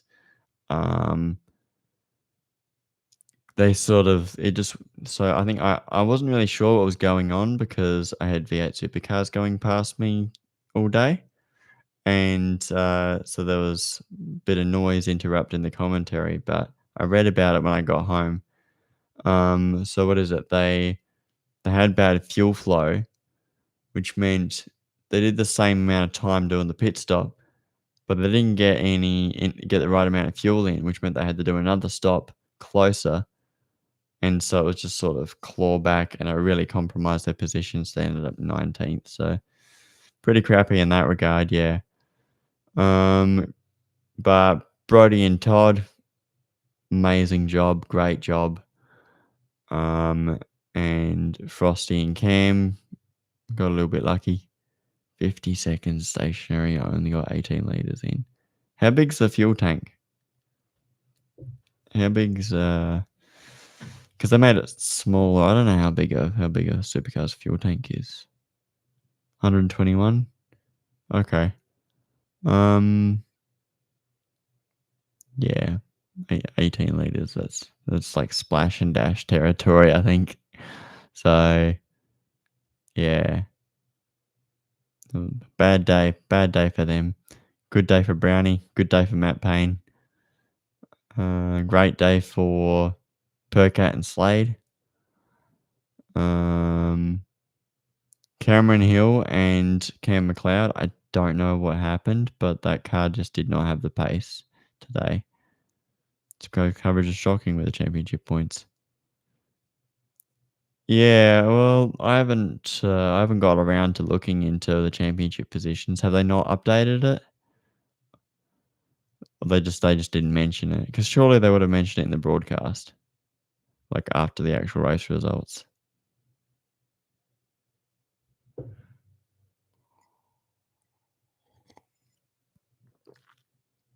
I think after we finished clapping, we started packing. Live on TV, they're mentioning it, but it's incorrect the whole time. Oh, okay. Yeah. But, like, don't they add it up at the end? Everyone's calculators will be going crazy at the end of the race. Yeah, well, yeah. But also, Supercars is also like that. They're just not very good at getting, calculations right, with those numbers, so I don't know. Maybe their best mathematician left or something. Everyone else doesn't know. Multi-million dollar sport. Yep. I was talking to a guy in Excels and he was saying their radios, I don't know why they're doing it like this. They're doing like an analog radio system, whereas most categories are doing digital. There hopefully there's some real changes in that regard. But obviously technology is an expensive thing to change. Yeah, crazy they can't do simple maths. That's fair.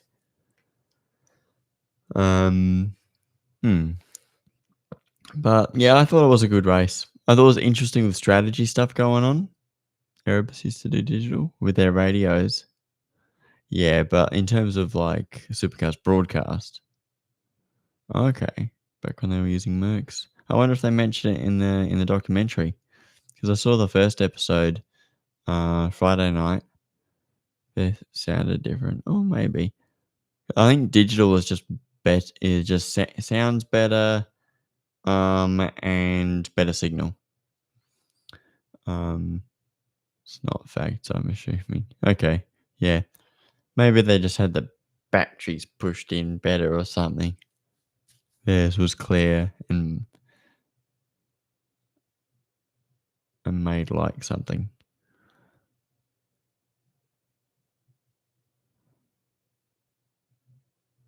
The F1 noise when their radios go. Oh, that's good. Yeah. Doo-doo. That's good. Yeah. I thought it wasn't too bad. It wasn't too bad a day at all. Um it did not go the way that we thought it was gonna go. There were a few combos that were like, yeah, uh, you hated it because Wink Up and Feeney had a bad day.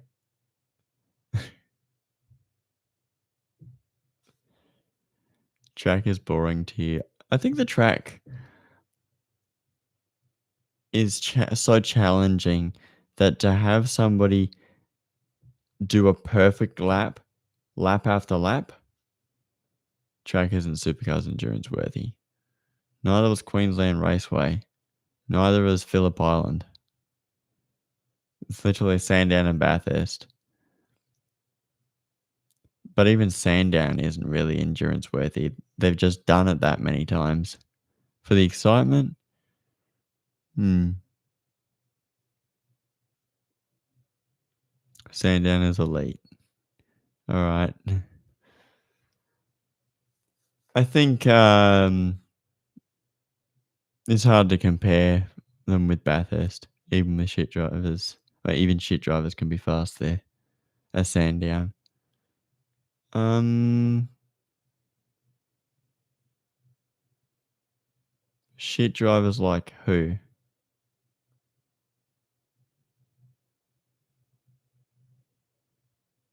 Like when Todd Hazelwood put the BRT machine in the shootout in 2023?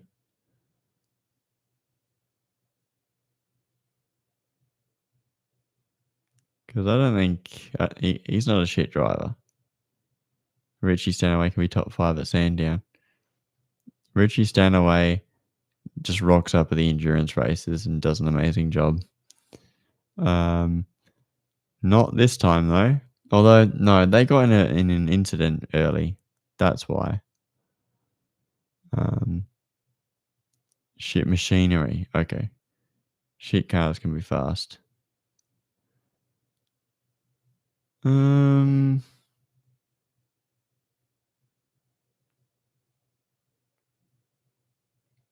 yeah. Yeah, okay. That's fair. Yeah, because Todd Hazelwood put the freaking BRT machine in the shootout 2023. Made the car look pretty good. Um, but also like so, at certain tracks, certain teams, cars, safety car risk is a lot more. At Sandown, yeah, because they've got a section of the track that's close to the fence. That's why. But even then, they had like breakdowns caused two of the safety cars at Sandown last year with Brody Kostecki's car and Richie Stanaway's car. So I think we just sort of got lucky. There wasn't. It's just sort of like a luck element that none of the cars died. But obviously, not being close to a fence means that when people go off, and they only went off at one. I think one spot was like there was one spot where everyone kept going off. Bath is going to be a shit show. Why? Because the Fords seem competitive now. They sort of just got lucky, I think, at the bend. Because MSR didn't have a good race car in Cameron Hill's car, and Triple Eight screwed up with Feeney and Whincup. I think Bathurst is gonna be good. Because if now they've got Fords have always been competitive at the bend, the 2 years that Gen 3 Fords have done the bend, Triple Eight is just better than them. Yeah, well, Triple Eight's the best team, so they're always going to be up there.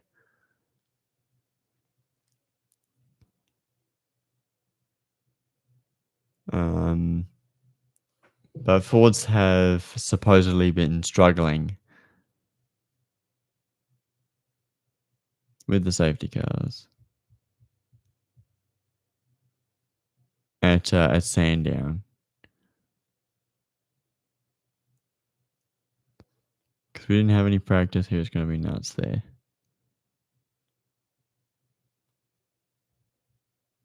Oh, yeah, maybe. I think once everyone's got their mistakes out of their system, they sort of understand how that's going to work at Bathurst. They'll have that in mind. When they do their pre-brief, they go to Bathurst, they'll be thinking we're pretty much. I mean, look, we didn't have a safety car last year. Actually, no, hang on, we did because Matt Payne. When Cup got his enduro wobbles out now. Yeah, well, he only had one, right? One or two mistakes. He made a mistake at the start of the race today, and he made a mistake in Friday practice when he ran in the back three. Okay, three mistakes from Wing Cup.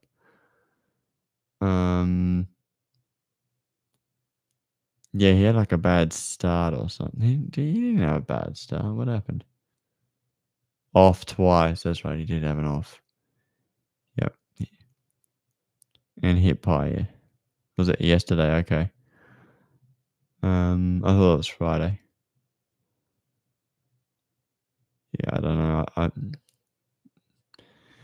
I've had a busy 3 days. I haven't really kept too much track of what's been going on apart from what's happened today. What do you mean the McLeod Hill car was slow? It started on the front row. And it finished 11th or 12th or whatever it finished. You can't just be the cars behind it were faster. McLeod went off. Yeah. Okay. And came back on 11th. Yeah. So well, it can't have been fast because if it was fast, they would have gotten back to that position. So it was good enough for 11th then. Like, if you have a top 5 car and you start 16th, you will get to 5th. But if you don't, if you just have like an amazing lap in qualifying, nobody really was fast enough to to uh, to blow through the field, bar Brown and Pye. Yeah, except they had a bad qualifying session because they were just playing catch up all weekend. That car was fast enough to hold position. Yeah, yeah, not fast enough to go through. Yeah, so um, and I think for a little bit, Cameron Hill was going about as fast as Chaz until Chaz's tires started to come in, and if McLeod never went off, I'd say top 5 easy.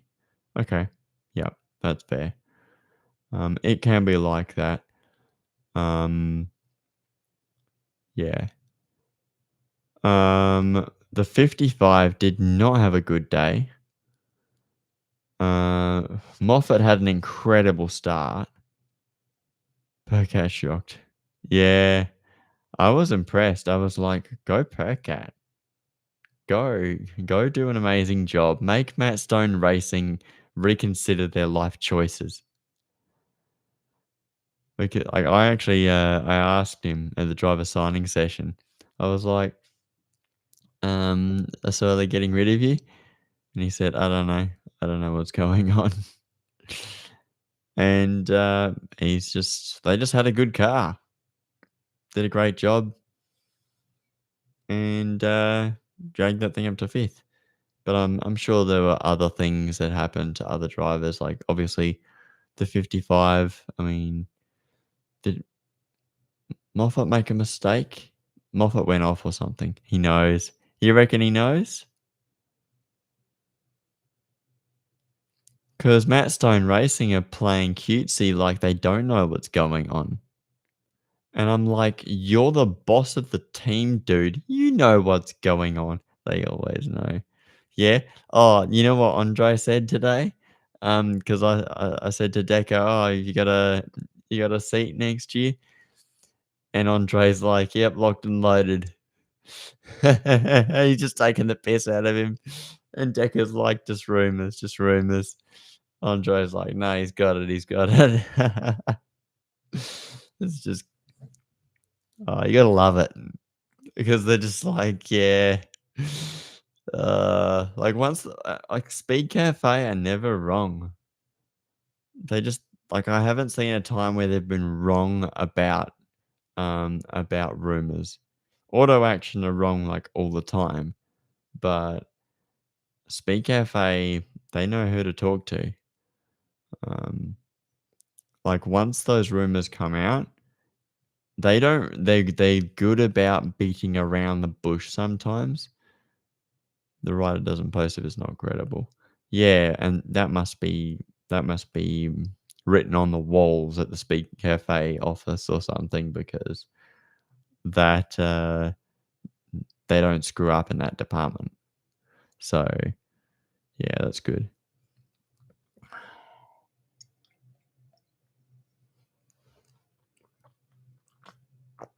God, I've almost caught up to present day. Took me what 2 hours to get through 10 years. Modern supercars has a lot more going on though. If Winkup isn't fastest or top two at Bathurst, sack him. He's terrible. He's the worst driver we've ever had at this team. I think he retires. Yeah. What did I see? Did someone say something like, if, what did they say?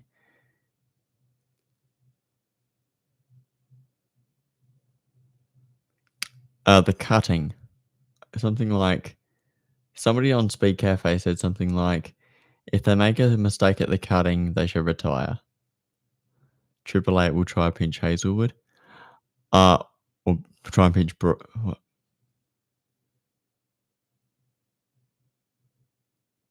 what? Triple Eight try and pinch Hazelwood or try and pinch Brody? Or Brody roasted Wink up about the cutting. Yeah. Yeah. But someone's comment on Speed Cafe saying that drivers, when they make a mistake at the cutting, that's when it's time to retire. So they said Peter Brock 1995 and Larry Perkins 2004. 04. And I was like, Larry had already retired by that point. That was his last Bathurst. That's because Larry Perkins said it. That's good. That's good. Uh, like, as far as I'm concerned, if they don't crash the car,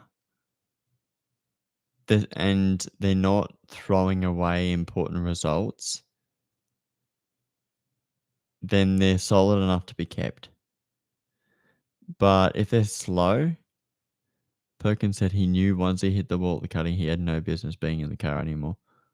Yeah, and that's fair. Same thing with Scafie in 2008. When he put the car on the fence at the elbow, he was like, I can't be here anymore. This is over. I'm crashing the pole position car. I'm an idiot. Um,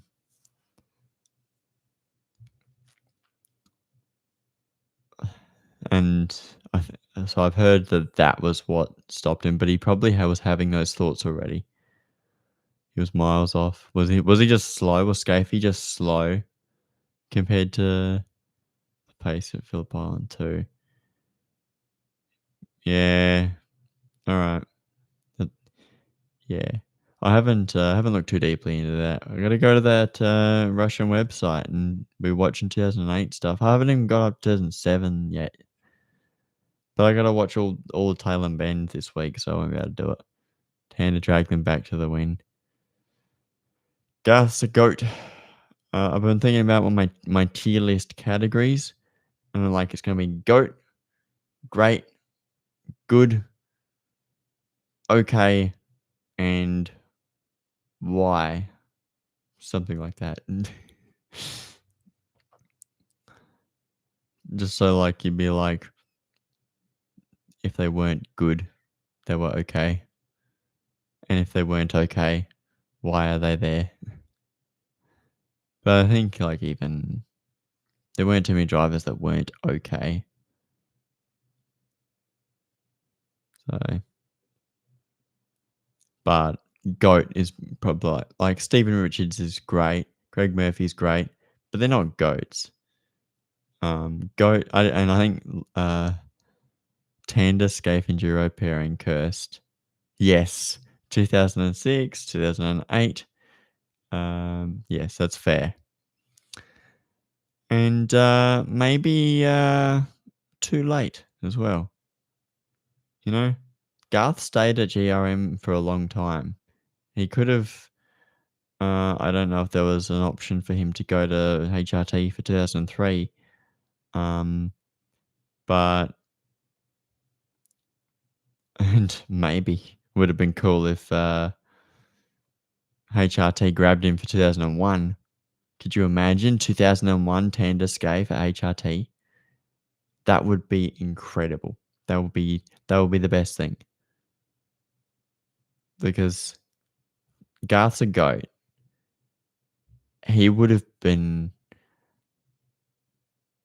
I just can't even imagine because Bridie was not going to be that good.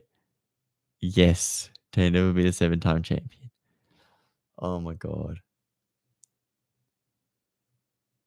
You reckon that Garth would have done a better job in 04? So let's say Garth wins in 03. In 04, he was green then though. Yeah, so Garth made a few mistakes in 2000. I think by 2001 though, he was pretty solid. The car at GRM was mid-pack. It was not going to be winning races. It was not going to be getting podiums unless other people crashed. They weren't. I said GRM was pretty much off the pace for 7 years until that from 2001 to 2007, and in 2008 they finally got back where they were. So I think Garth would have been good in 01 and 02 and 03 as well, but in 04 with HRT they probably wouldn't have won the championship. So 05 he wins the championship. 06 if he's lucky, wins a championship, but '06 was cursed for HRT. Um, '07, maybe the cars weren't quite there. It would have been. He must have been close because like the HSV cars and the HRT cars must have been close enough that Garth probably would have been able to drag a result out of it. And then 2008, he was obviously there, and the cars were there in '07. You reckon the HRT cars were good enough for championships in '07? Yeah, yeah, I think so. They were in '07. Okay, I'll have to look into it. Because I know in '06 they were, but I wasn't sure about '07 because HSV, HRT, I think they were all like they're all Dencar chassis. Um, they they sold so many rounds. Okay, they should have won in Darwin. Yeah, they won Eastern Creek. Yep. What else? I think Todd won. Winton would have been easy if Todd wasn't doing BS. All right, yeah. So, okay. So we say Garth wins 01, 02, 03, 05, 06, 07. So Garth's a 7-time champion by 2007. That's good. And then he goes down as the greatest of all time by then. And he probably doesn't do an extra 9 years of driving for HRT. Adelaide too, yeah. Well, obviously Todd was on the podium, so must have had a good shot. I think Scafey something happened, and his wins would reflect. Yeah, so I think Garth definitely would have been at like 100 wins. He would have been the best driver of all time, stats wise, by 2007. Just getting the opportunity. But HRT weren't like that. They weren't ballsy like that. And the problem is with GRM as a team is that people just they like Gary, they respect Gary, and they want to give him the respect back. And Scapey would have been gone earlier. Okay. So in this perfect world, yeah, suppose can't get spanked that many times and keep driving. He managed to do that with Todd.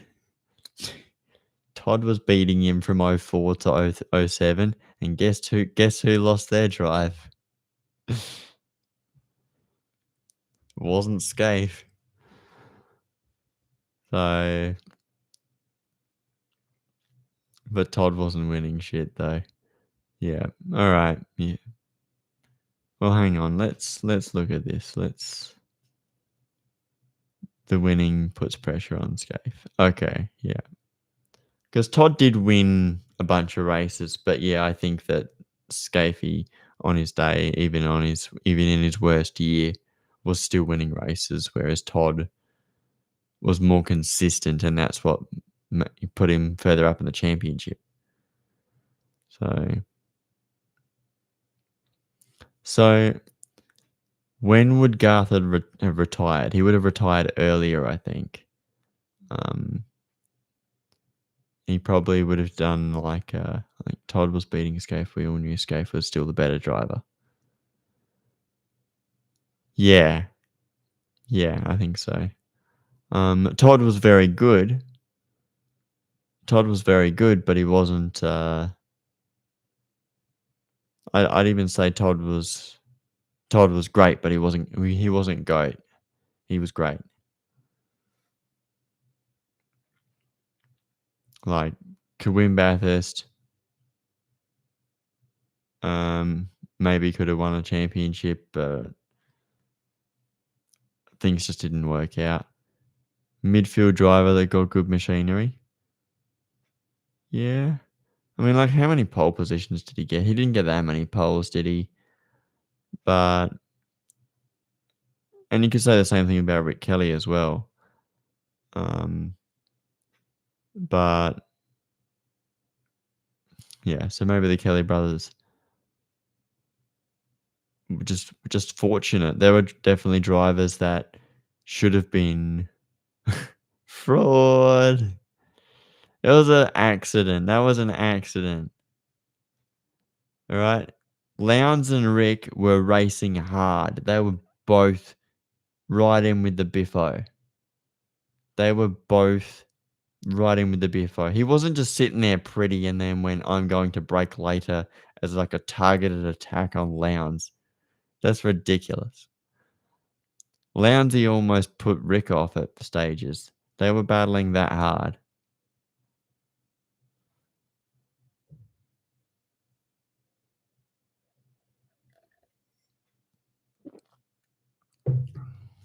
"37 races, he didn't make that type of mistake once."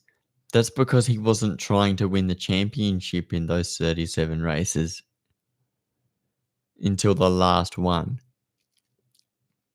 That was when the pressure was on.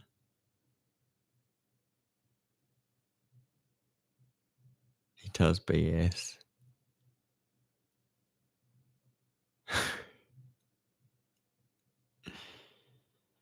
That's a Schumacher.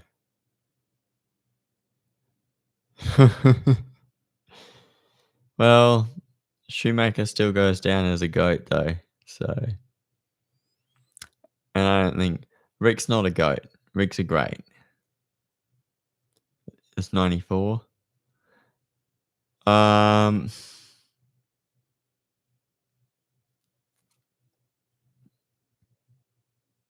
yeah, no. Because Damon put a desperate move at the last minute. He was never going to get him. Didn't have to disguise it. Nah, I don't believe that. Anybody else would have made that same mistake. All right, Damon dived at the last minute. He was never going to make that corner. He was never going to get through. He was going to put Schumacher in the fence. That's what was going to happen. You're not having that. All right. Schumacher's suspension was broken. It was already broken? And he just said, I'm gone, so you're going too. Alright, so Schumacher was bleeding, and that's why Damon even got close. Watch it again. Okay, let's watch 1994.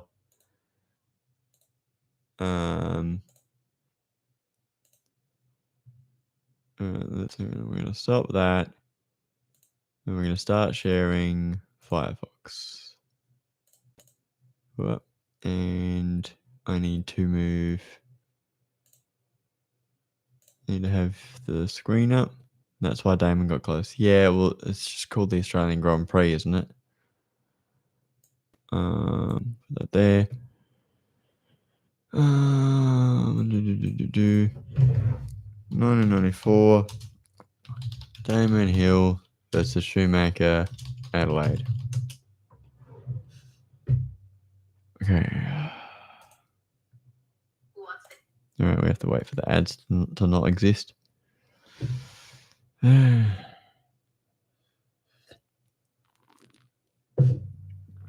He hit the wall. Okay. Well, we'll see.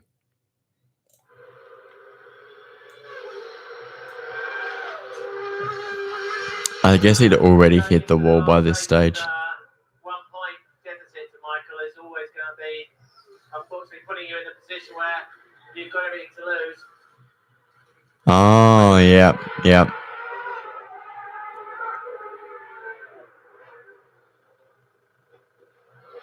That last minute twitch. Okay, I see your point.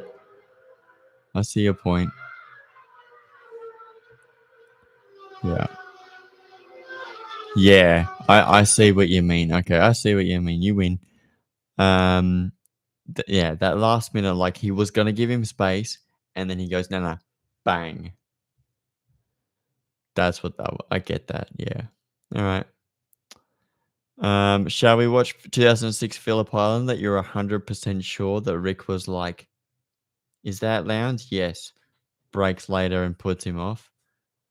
Like all of their racing in at Phillip Island. All right, so hang on. Where's my? I have it as a playlist here because I just cannot. I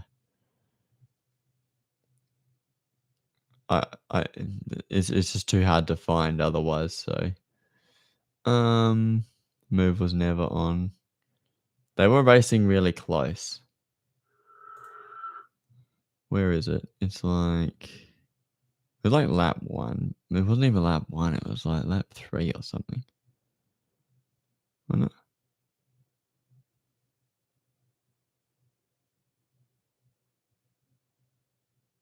There, roughly.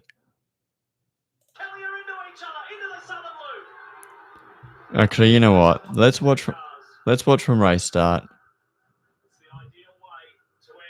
Context is important. Context is important. Otherwise, it's like, oh, he just did that for no reason. No, you need to see the reason build up. Lowndes was hitting Rick too. The first few laps. All right, we'll see. We'll see. We'll see. Lowndes isn't a saint. 2000, he put Radistich off at Sydney Motorsport Park for the win.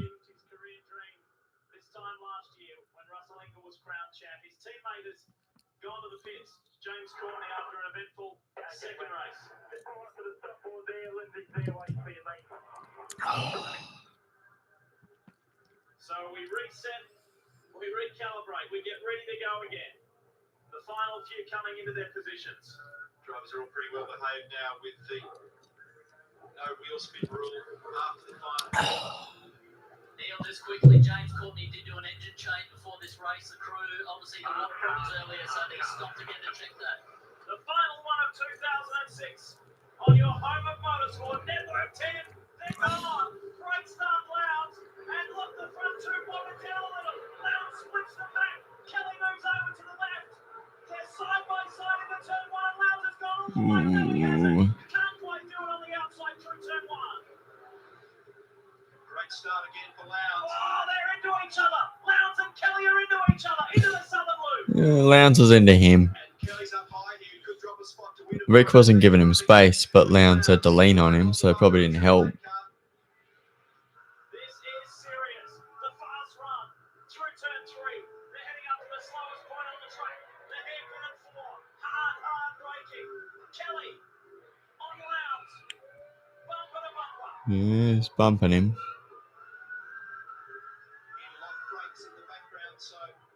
Off goes Scafie.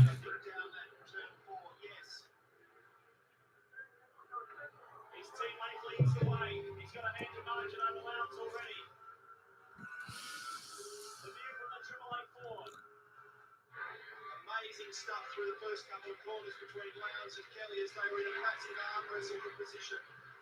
More damage to the front of Will Davison's car. I would suggest that's happened at turn 4 of the low-speed hairpin. Richards on the inside of Bright. And there's damage on the front of the Jack Daniels Commodore as well. There's been a bit of nose-to-tail stuff going on out there. Bright not happy about losing that spot, and he's got Stephen. Friday was on the clawback after some sort of issue.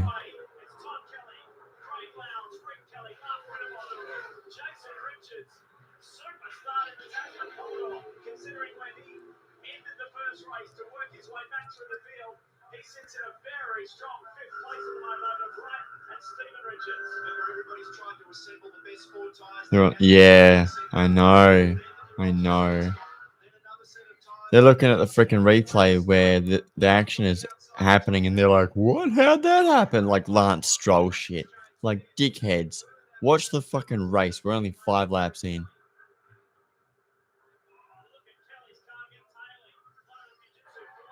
How'd that happen? What?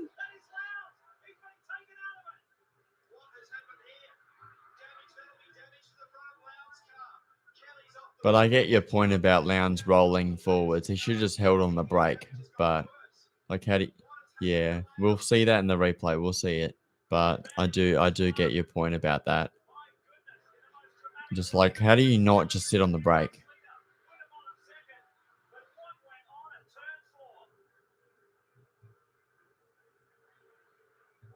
Extraordinary stuff here at Phillip Island. A tight point scenario going into the last 3 years. Around the outside. Oh, yeah, around the outside there. And Lowndes goes over his. But yeah, he just rolled forward. Well,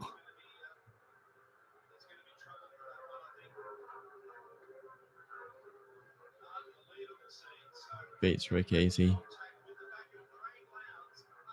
There, Lowndes moves late.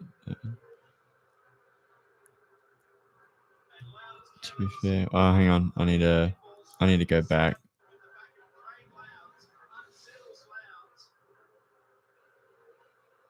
I mean, he was covering consistent moving, and Rick's braked a bit later and got him. So, yeah, the move wasn't on. He had the line covered the whole time. Yeah, exactly. If that happened in 2025, Rick would have got a penalty for that as well, and he got one then. So yeah, but yeah, Lowndes would have still won the championship possibly because Rick would have had the penalty, and Lowndes would have just clawed back, finished 10th, won the championship instead of rolling forward and getting hit by Will Davison and having such screwed damage. The issue with it just being a penalty is in those circumstances.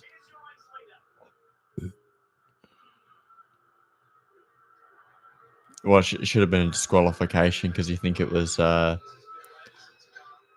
taking the drive through and ruining your competitor's race. I'd take him out too. Yeah. Would you really want to be known for that though?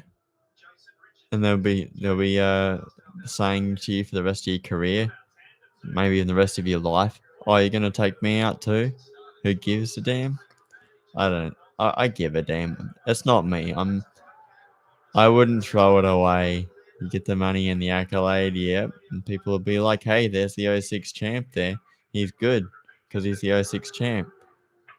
But you take that in isolation. Schumacher's literally the dirtiest driver ever.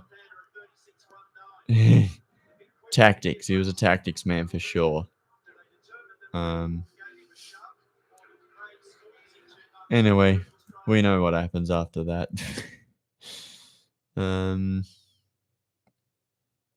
Not say how you reworded it.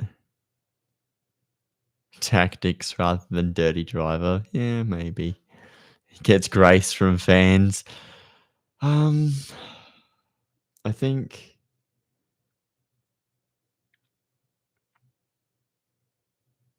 yeah.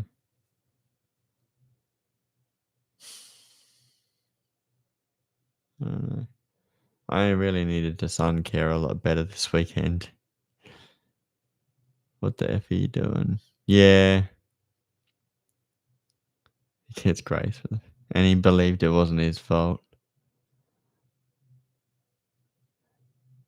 Which one? 97 or 94?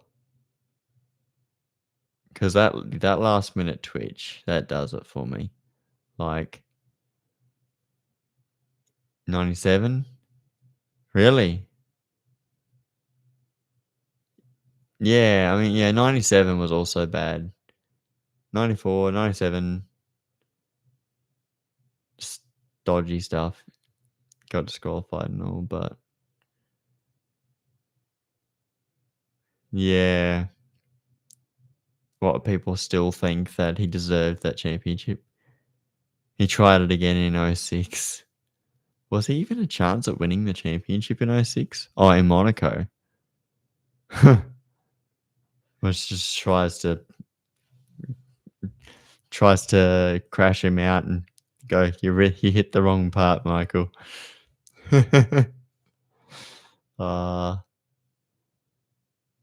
Engine died in Suzuka, which ruled him out. Yeah, well, that's it. There's no point trying bullshit if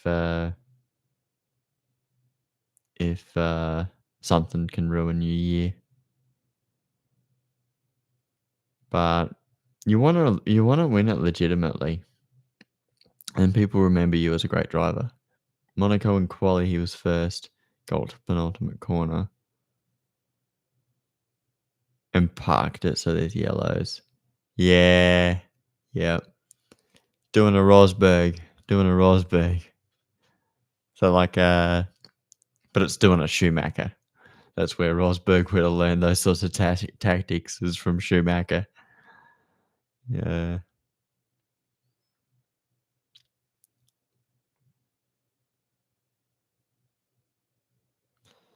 All right. I'll show the. Do I want to show the spreadsheet again, or we want to do other stuff? It still says it was an accident too. I mean, how much time was left on the clock? Up to you. Yeah, I want to watch this freaking thing you're talking about. 2006 Monaco Grand Prix Schumacher qualifying. Everyone was on their last laps. Yeah.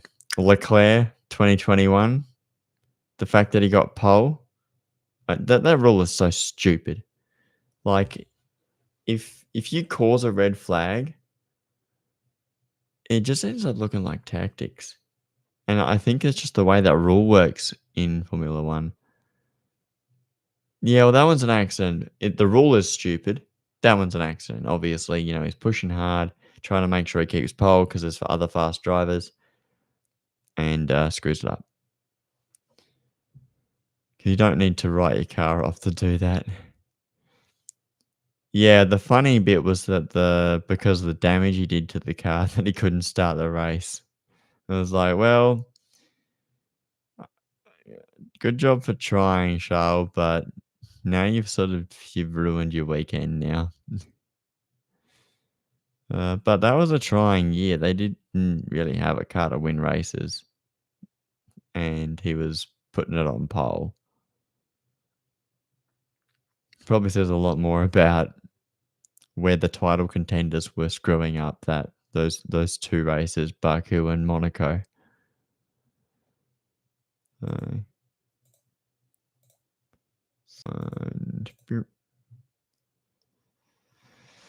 right. I mean, that's a 20-second bit here.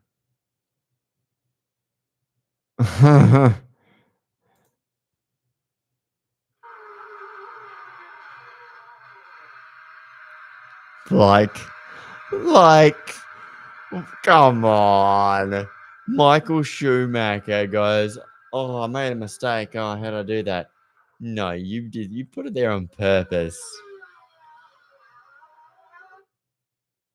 Alonso saw that and went, oh, yeah, what's he doing there? Dodgy.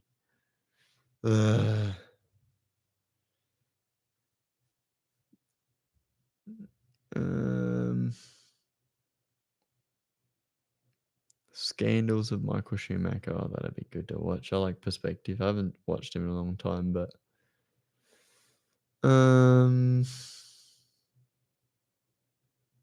you really want to know what Alonso beef with Hamilton is? Alonso beef with Hamilton? Wait, where are we looking?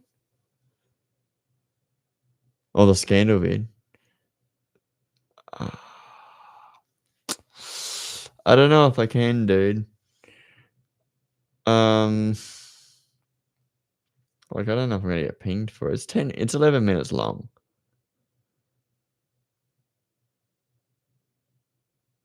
We could. I gotta eat food, so yeah, I'll put it on. Gotta wait for an ad. It's Perspective, yeah. Perspective.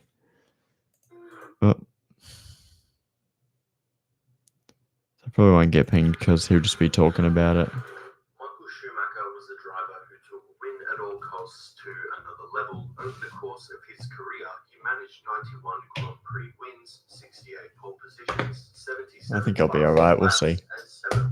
Find out the hard way. None of this, of course, went without controversy. Michael Schumacher has, in the past, bent the rules and shown us his own interpretation of the rules at times. Michael Schumacher is Formula One's example of an ultimate winner. No matter what was required, he would do everything necessary to get a W. It's similar to Michael Jordan and the discussion about his treatment towards his teammates and the people around him. Michael Jordan may have been a difficult, sometimes mean person. I didn't know that. Part of the cost of winning 6 NBA championships. In 1994, Michael Schumacher was driving for Benetton, who, at the time, was surrounded by controversy after they were accused of using an illegal traction control software. For the 1994 season, electronic aids were banned by the FIA, which included traction control. One of the most suspicious people was Ayrton Senna, who apparently felt like something was up from the opening race of the season. At the Pacific Grand Prix of that year, Ayrton Senna retired from the race, but stuck around trackside to further inspect the Benetton for any suspicious sounds or anything which would indicate a traction control system.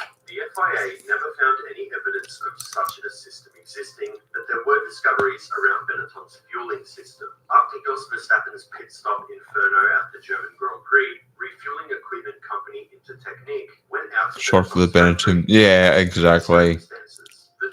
Flavio, man. That guy is such a...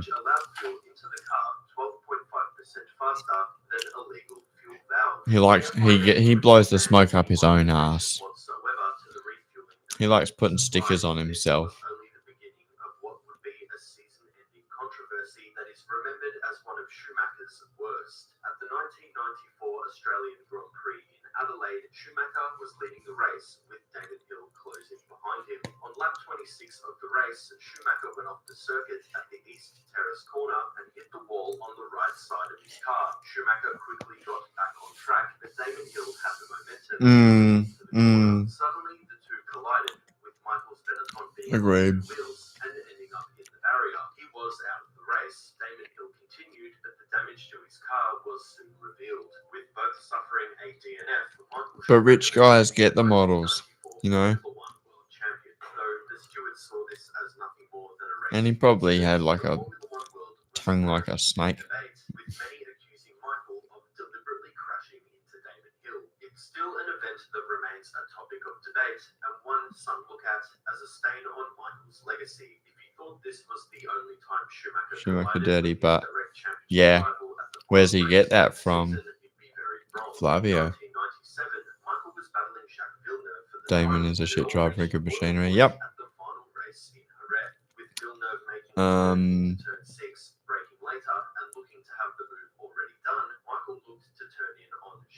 soon found himself in the gravel. From the first angle, nothing looks too suspicious, but from a front-on look, see someone in the wall and you try to pass him right there.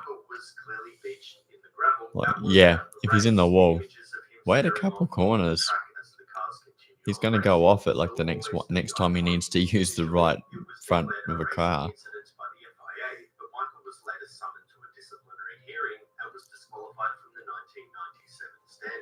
It was instinctive and it was not premeditated. World Council has given careful thought to banning Michael Schumacher for 1998, but has concluded that to do so would be futile because there is no driver competing in 1998. Yeah, but if they've got damage, they're not going to finish the race.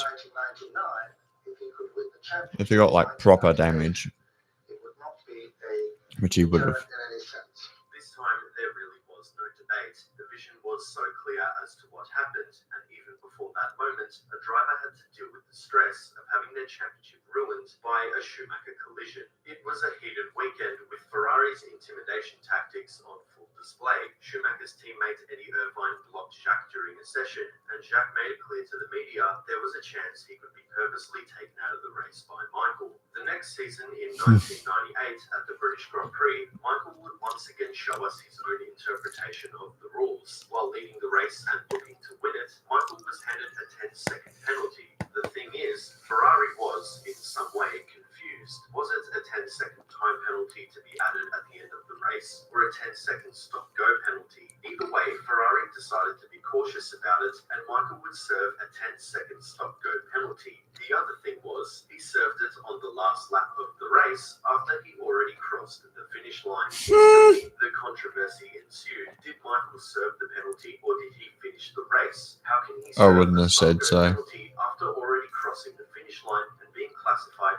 as P1? Where exactly was the penalty? It turned out that the stewards originally planned to add 10 seconds to Michael's time, but they never further penalised him, even after McLaren demanded a 25-second penalty. It's now remembered as the day Michael Schumacher won a race from pit lane. Austria 2002 is one I'm sure you've heard of and doesn't need that much of an explanation. But if you don't know, when F1 got to Austria in 2002, Schumacher had won the first 4 out of 5 races that season. Ferrari produced a totally dominant package and was very clearly on another level. Rubens Barrichello drove a fantastic race and was set to win until Ferrari got on the team radio and asked him to let Michael pass for the sake of the championship. Alonso was faster than you? Was it Fernando was faster than you? Such a ridiculous order, but out of the final corner, Rubens Barrichello allowed Michael to pass for the win. At the time, the fan uproar over the incident. They just wanted the edge.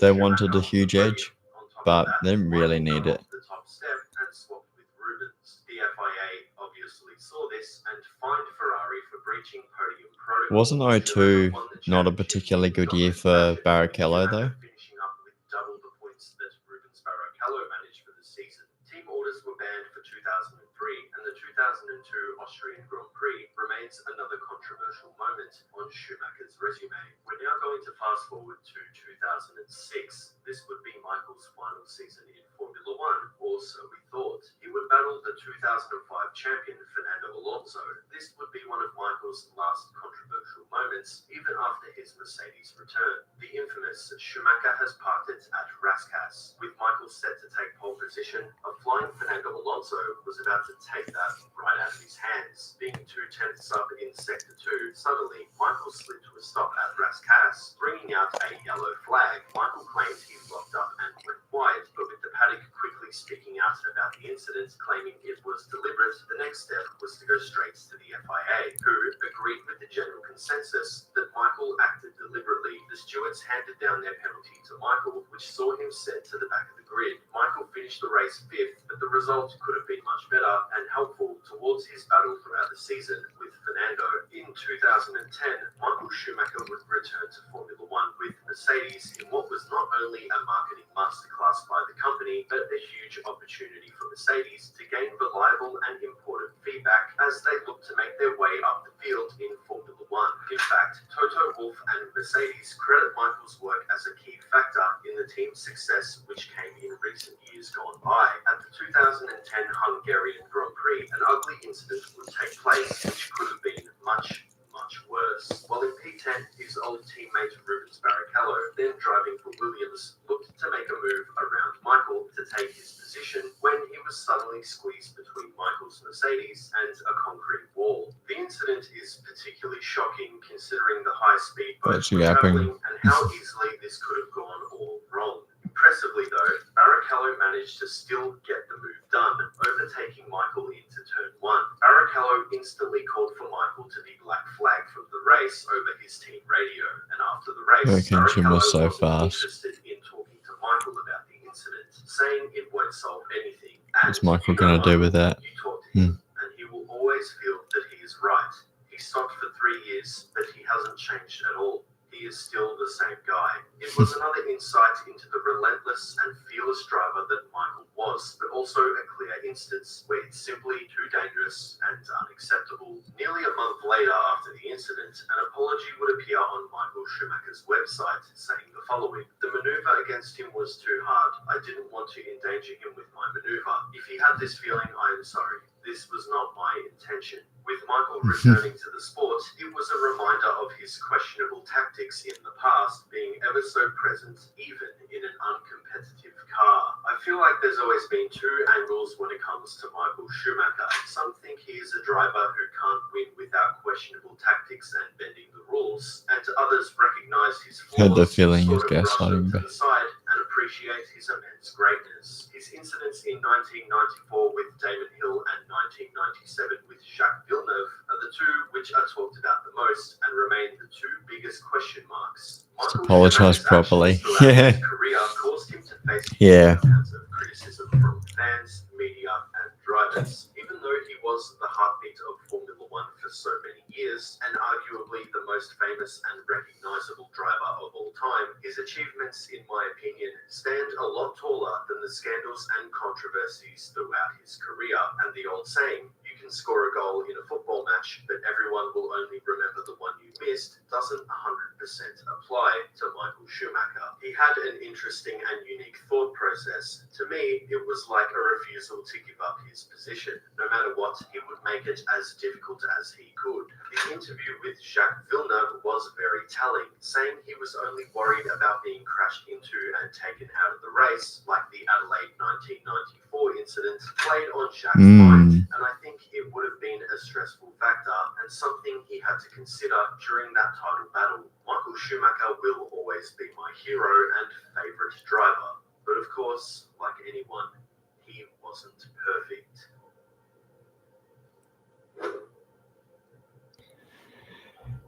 Yeah. I think it's just better to win legitimately than to win at all costs. But you just said yourself you would punt to win the championship. You would do Rick Kelly. He was a cheater. Schumacher was a cheater. As in habitually a cheater. If the rules allowed you to. Yeah. Yeah, well I suppose Michael got penalised, didn't he? So that's different. Yeah. So if it was just like, what's the penalty for taking someone out? Drive through? Yeah, I'll just do the drive through. Got away with it once, so he tried it again. Yeah. And yeah. Yeah, that's sort of interesting. Like, he did it in 94, won the championship, and then did it in 97. Maybe they had different stewards, different officials involved from in 97 compared to 94. That might have been the case.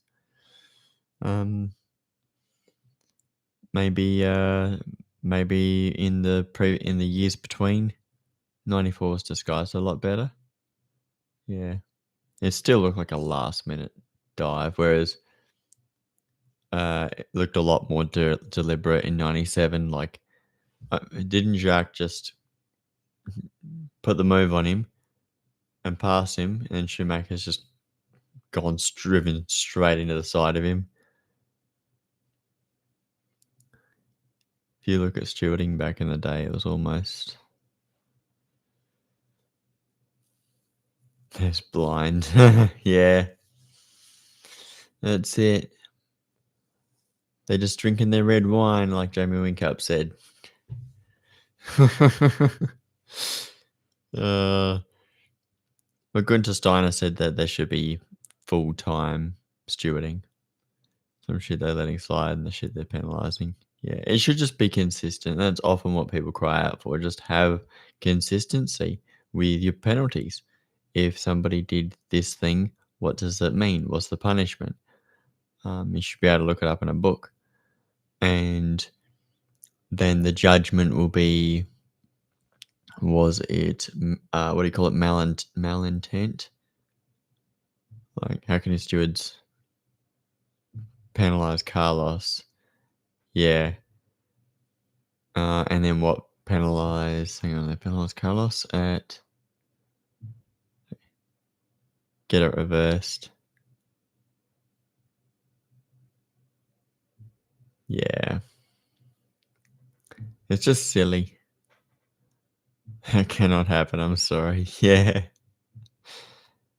It should just be consistent. Consistency is important. You can't fuck that up. Yeah. It's frustrating that that sometimes we have that inconsistency that it feels like they're just making it up again. How in God's name is the man on the outside getting the penalty? Yeah, if the person putting the move on screws it up, and runs into him, then they should get the penalty. Are you talking about Monza with Carlos and Behrman? Or was it Carlos on the outside of Behrman? Maybe Wingcap was right. Yeah. Zandvoort? Yeah, okay, so I can't show that one, but I think, yeah, Carlos got the penalty. Yeah, I think a lot of people are saying that it shouldn't have been. It wasn't Carlos's fault. That Lawson closed the door on him, I think it was, or whatever it was. But yeah, I can't remember off the top of my head. Yeah, it should just be if they weren't there, would it be different? That's my thought process.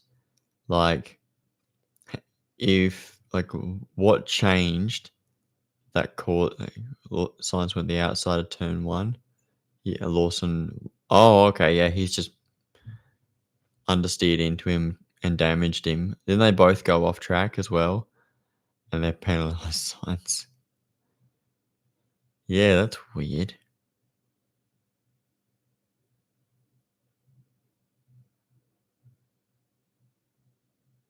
Yeah, so yeah, shouldn't be like that.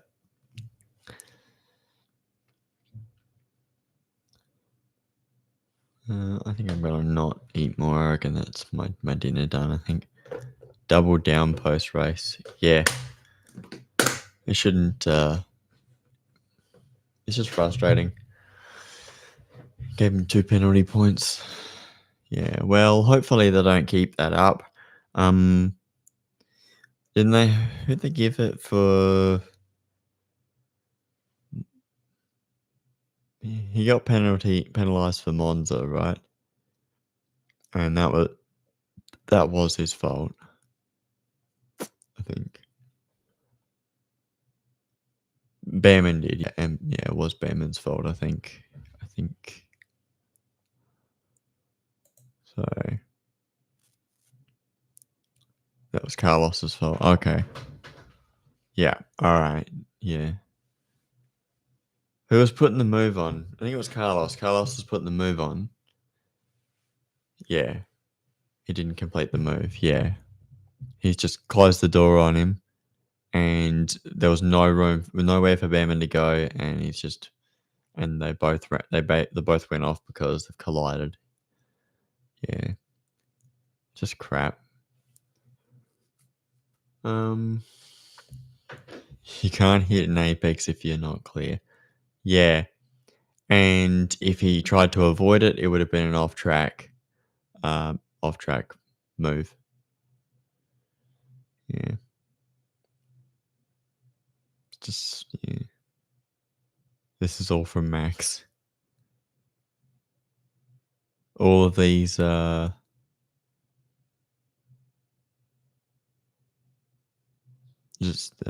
by the rules so much now these stewards don't know what the fuck to do. They need to knuckle down and they need to say, these are the rules, these are our interpretation of the rules. But the stewards change race to race, and that's the issue. It's not like they get a book out and go, okay, this is the official interpretation. The idea of the stewards is to interpret for themselves. So depending on who they've got, they got different things. Max breaks the rules and knows the punishment and uses it to his disadvantage. Yeah. Max is a clever guy. Yeah. So I think sometimes there's like a time and a place for breaking the rules so hard. Too much brain power, honestly. He's very switched on. He's a very switched on guy. In terms of like having that extra other drivers fight in the car. Yeah, and Max is like, he's just thinking about Sunday roast. Yeah. Like SVG, he's like, all right, engineers like, do these lap times, drive it well, and that's all he has to do. And then they're like, can I go for fastest lap? They're like, no, you're not allowed to go for fastest lap. I'm gonna do it anyway. Max doing side quests. Honestly, think about how fucked that is. He is just a freak talent. He's just a freak talent. What do you mean? You tell me. You give me this lap time I need to do. How a driver nails it.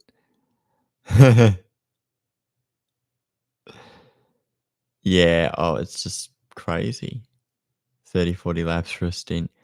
Well, they just get it close enough. They must have a bit of a feel of the difference between a tenth and 5/10. They must have a bit of a feel. Like you do that enough times and you go, this one feels faster, this one feels slower.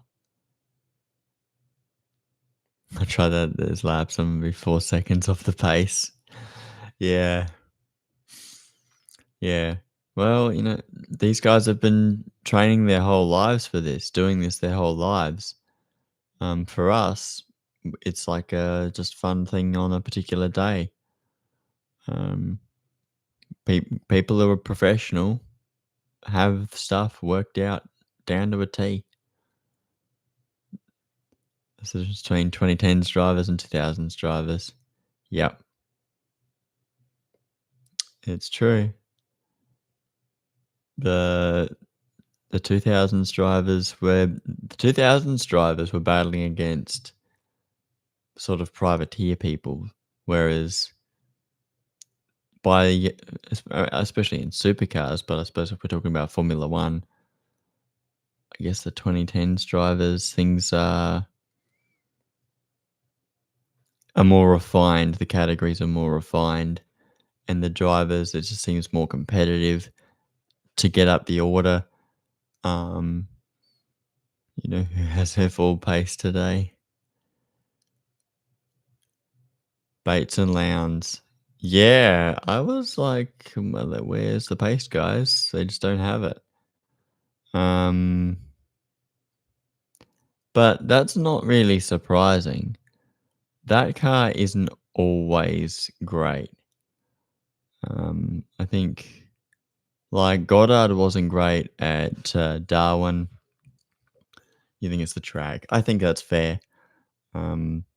Obviously, it's a new track to a new track to that particular entry, so they don't have the data. And Lowndes hasn't driven it, and don't think Batesy's driven a Gen 3 car there either. If it was Sandown, that'd be top 10. Yeah, I think so. And obviously, like, QR was a test track. Darwin, they used to go to Darwin all the time. Well, at least they did in 23 and 24. Yeah, I think you're right. I think if it was Sandown, they'd be top 10. Even if they qualified down the back like they did last year. Drag it up to the top 10. But that's just from... Maybe you're right about Sandown is one of those tracks where... But I would even say even the Bend has been that sort of track where a driver can make the car run up there. Running behind the Tickford Wildcard. I said, what the hell?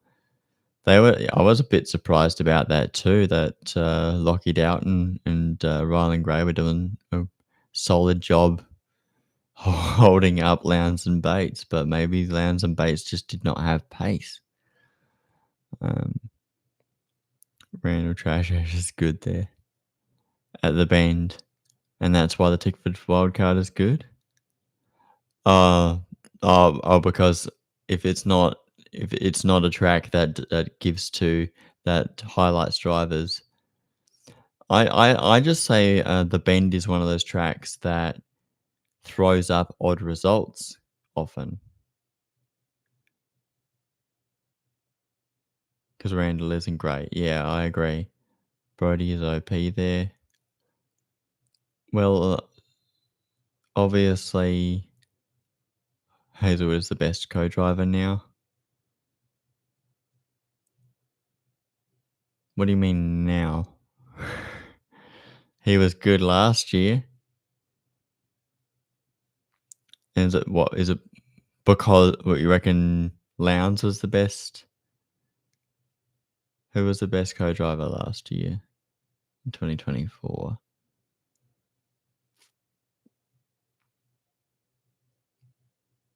Pie. Pie's pretty good. He hasn't screwed it up. He's good. I don't think he was the best by stats.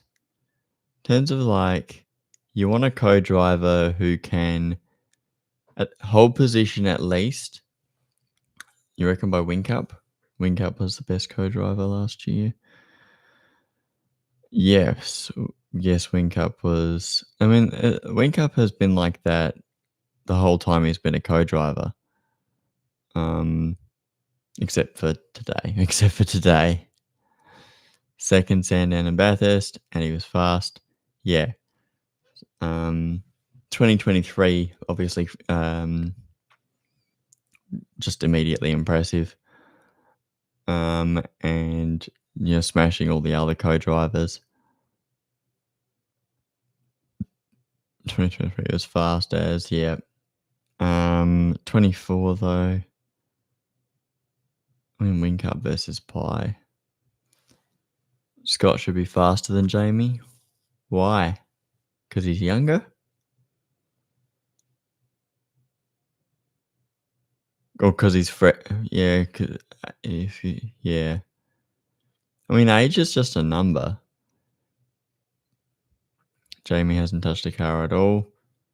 Neither has Scott, to be fair. All year, yeah.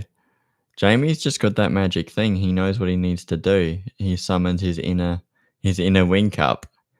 And because they talked about it, that every time they mention, we did a test day, and Jamie jumps in, he hasn't driven all year, he just slams it up the top in the timings, and everyone struggles to beat it all day.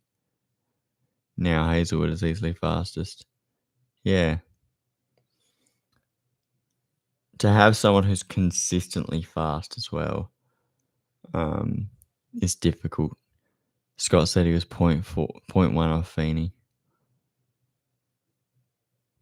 What, that Whincup was 0.1 off Feeney? Or that Scott was 0.1 off Feeney?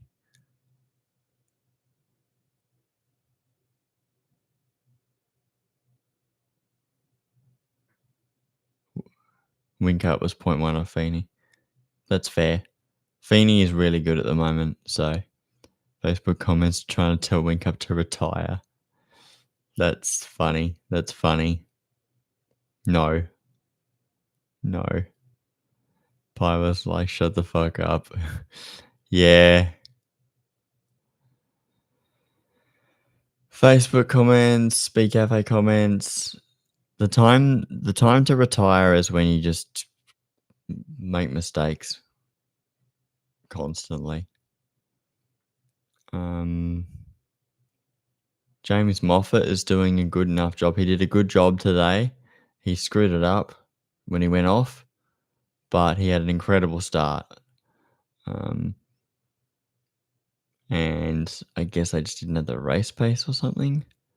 Hazelwood, Frosty, Pie, Whincup, and Tander. Yep. Those guys are great. Yep. Those are the best co-drivers. I wonder how many co-drivers didn't make a mistake. Because I don't think Fabian did. Fabian did a good stint. Ojeda was good, but I think who was driving where they lost a few positions off the start? I think it was Juice, because 'Cause I think Cooper Murray was the only main driver against the Coes. Fabian's a lot faster than you thought. Yeah, you were like, "Throw Fabian in the bin, this is a mistake." That's what you said. You rated the Lee and Mozzie combination. Ojeda was a lot slower than you thought. Is that just on lap times, or did he lose positions? Hands up, honestly. Yeah. When we're wrong, we're wrong. When we're wrong, we're wrong. But is that lap times about Ojeda? Or is it just the start? Because Hazelwood screwed up the start as well. Position-wise, he was, like, back of the 10. I thought he'd move forward. Yeah. And he was getting eaten up. Yep. Yeah, so not a great start. Hazelwood didn't have a great start. McLeod had a solid start. After the first stop, he settled in.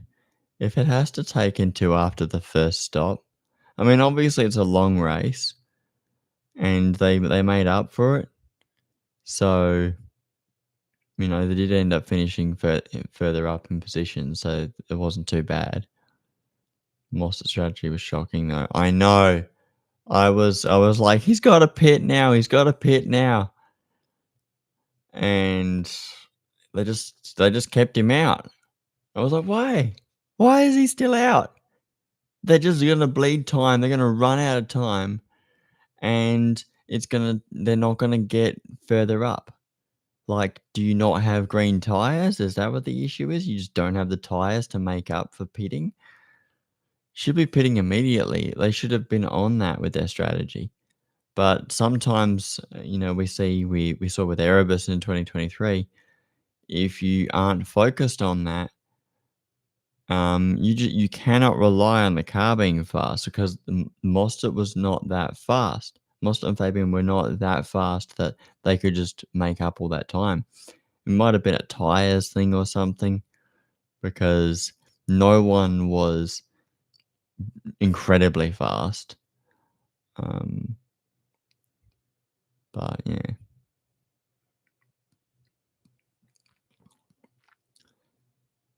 And Gen 3 rarely is the speed cap ridiculous.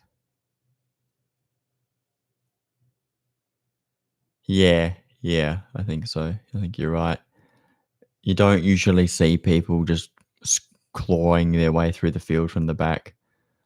But that could also just be the talent in the field as well, because Feeney couldn't get close to Aaron Cameron for a while, but that could have been tires. Takes a while to get the tires up to temp.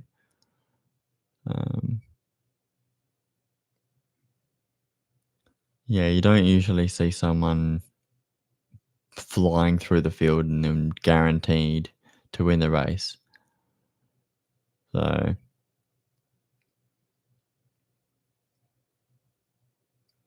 and I think they said when they were talking about the tires, fresh tires was big this weekend. Okay. Undercut was nasty. Yeah, when Mostert had the lead, I was like, whoa, okay. Didn't see that coming. Because I was like, oh yeah, Brody will probably have the lead after the stop, or whoever it was. That was fuel. Yeah, well, I suppose there's that too. And they've got the fuel. They've got the proper fuel things in now as well. Is that right, or do they have They don't have the churns for the enduros, do they? They have the old style push into the car thing. Yeah, proper fuel rig. So how'd they screw that up? How did Triple Eight screw that up on Feeney and Winkup's car? They just not put it in right?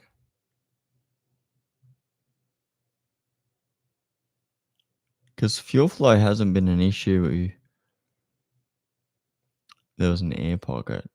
Right. Fuel went into the venting.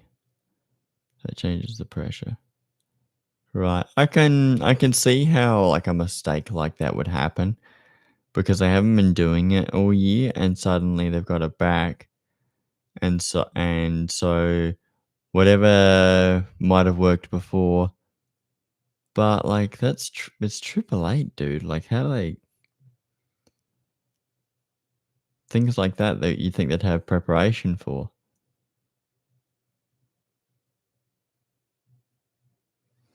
Hmm. Far out. Um. So if the best co-driver to me would be as soon as it as soon as it wasn't working, take it out and ship the car.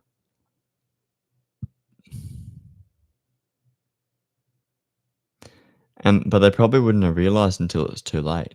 But yeah, maybe they weren't focused or something. Yeah. I mean, staying there for 50 whole seconds, the fuel man knew. You think he did? Yeah, obviously his job is to watch it and pay attention to what's going on. That's literally his job. Taking it out and putting it back. Maybe he was saying something. Was he saying anything? I mean, and the car controller probably should have noticed as well because that's the car controller's job. And the crew chief or whatever they are, they were talking about it. Yeah, and I think Larko asked Dado, didn't he? And Dado ended up saying send it. Maybe it would have been worse. It would have been worth just getting it right. But I guess if you've already had that time loss, you mm, it might have been better just to try and get it right, but maybe it would be better to send the car. We'll try and get it right, bring him in later, and then fuel in the venting says I had to fix it first before going again. Yeah, so it was the best call they could have made in the situation. So yeah, that's the way it is. Rough. Yeah, probably won't happen again though. One is the system for the fuel, and the other pipe is in the air system to remove pressurized air from the tank. Yeah, I know how it works. Um, it's to keep the fuel going in faster, so they need the air to go out so the fuel can go in faster. So, yeah, I know how that works.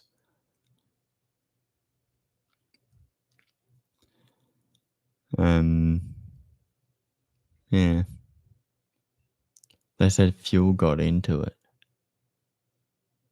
I don't know how that happens. Bad maintenance? Maybe it wasn't connected properly as well. If it wasn't connected properly. But yeah, I'll have a look at Speed Cafe. Triple Eight explains Wink Up Feeney pit disaster. Did I say they did their procedure checks? Okay. We came with fuel and we're sitting there for 50 seconds with no fuel going in. Have to analyze when we get back. I think there's fuel in the vent, which was stubborn there. Hydraulic airlock creating compression in the tank, so the fuel couldn't come in. Basically, our day. Right. And then he made a mistake. And then Feeney took charge and finished 19th.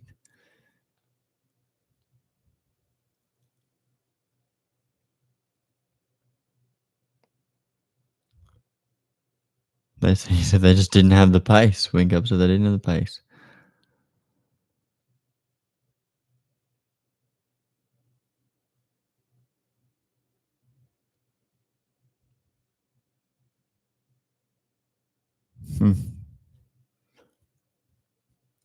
I didn't do the procedure checks extensively. Would have got top 5 though. Yeah, they didn't have the pace for the win, but they would have got top 5. Yeah, I think so for sure. Definitely would have got top 5.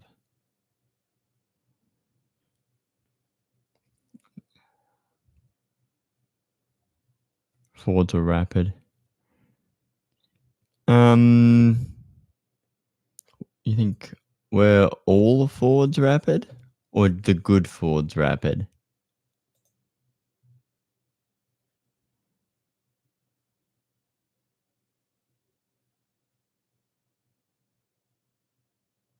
Where's this? Where's the results? The good ones, I guess. Yeah, see? Because the BRT ones were down the back all day. 17th and 24th. At one stage it was Ford 1 to 7th, yeah, and then Kyle had to pit. And Chaz had to pit as well. So it was not really, wasn't really necessarily a Ford track. I don't mean not fair rapid. Yeah. But yeah, obviously all Fords on the podium. And then the next two were Chevs.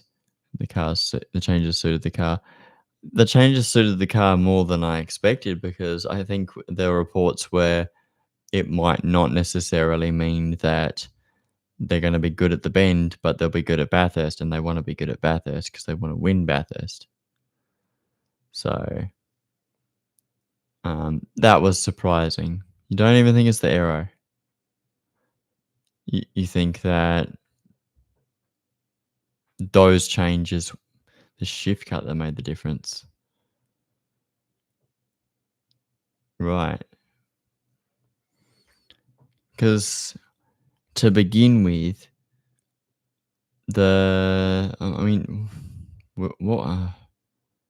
Yeah, I know they changed the shift cut, but what was it in 2023? Can I find it? Dado made a good point. Okay. What did he say?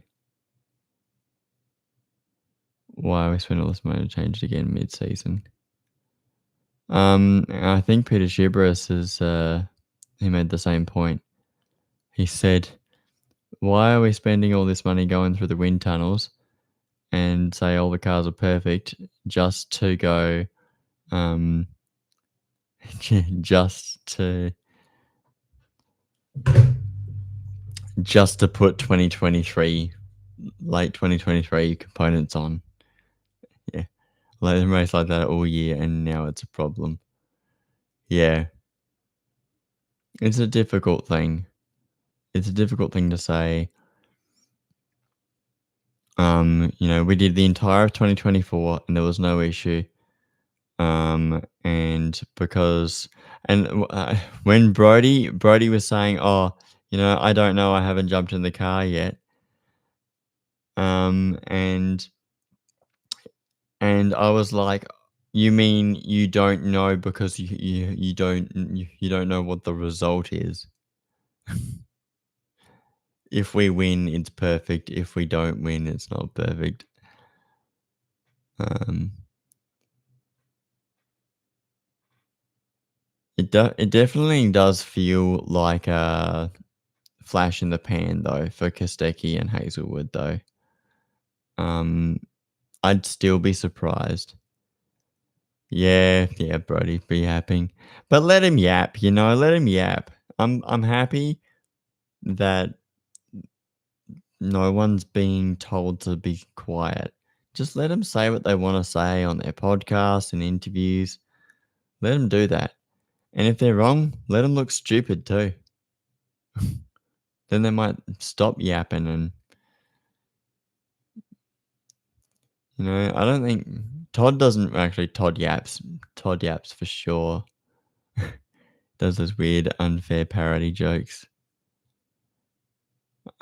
Does he? What parody jokes did he do? Was it Brody that did it? Said the Holden was a kilometer faster. Yeah, yeah. Like, I think it was pretty clear when in 2024 at, the Mount Panorama 500 or whatever they called it, the Bathurst 500, um, when Larko was like, "Look, these are the fast Fords in the straights, and these are the fast Chevs in the straights, but you don't really know what's going on with setups as well." Um, but, if it stops them sooking, then it's fine, you know? And we want it to be competitive, but we don't want it to feel like they're never happy, like the Ford teams are never happy. And, like, Brody isn't okay, actually, you know what? I got a picture, right? The point is for adjustability. Yeah.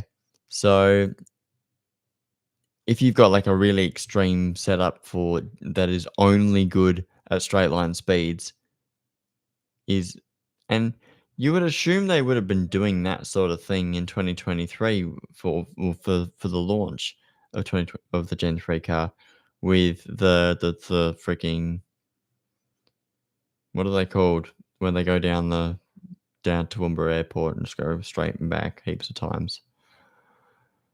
Um, they would have been doing all sorts of stuff like that, and they would have been doing that at all the events leading up, like in 2022 as well.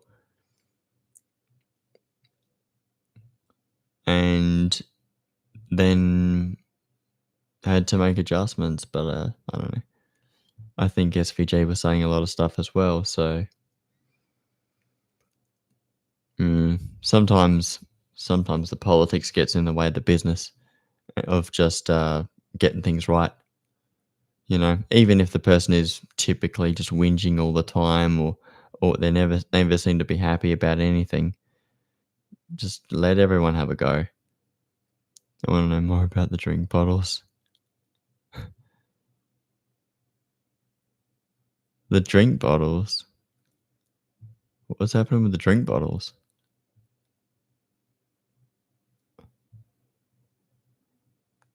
Okay. Rightio. Hmm. Did they do something different with the drink bottles? It's legit this little canister thing they swap in and out. Yeah, well, don't they just do that? Don't they just, swap the bottle? Take the tube out, put another bottle in, click it in?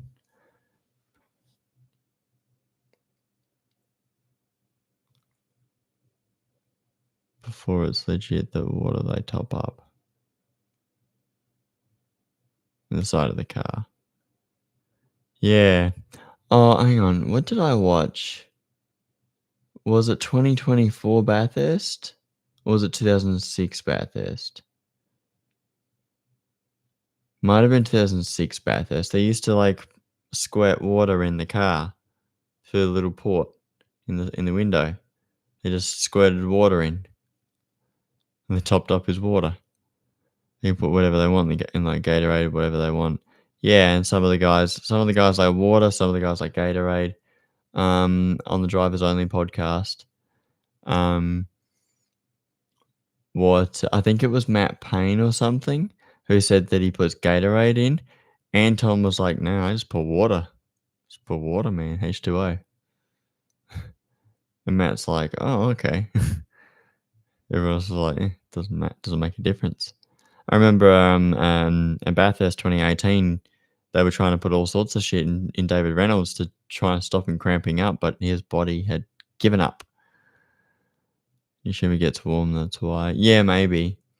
Um Well, probably won't be allowed to watch that bit, but yeah, that's what they talked about, and that was an interesting thing, interesting point. Um,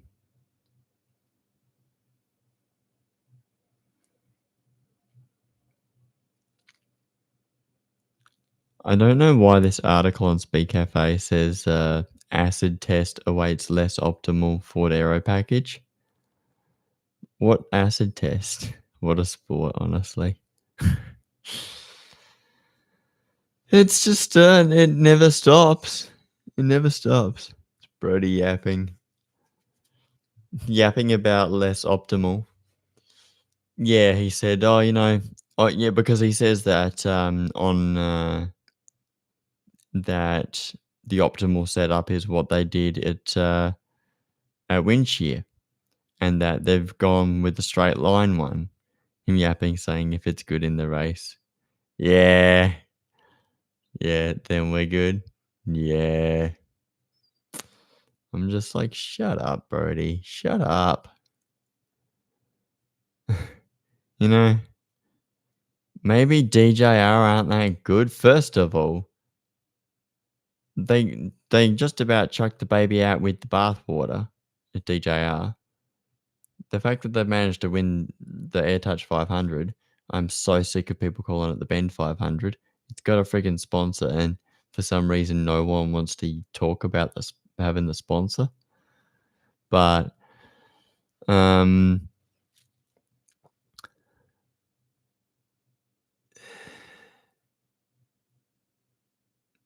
was I saying? I got so distracted. My brain went poof again. I don't know how Will Davison is still getting a drive next year. Yeah, I don't know either. I really don't know. They're like, Will Davison is keeping his seat because performance, but Bryce Forward is not keeping his seat because money.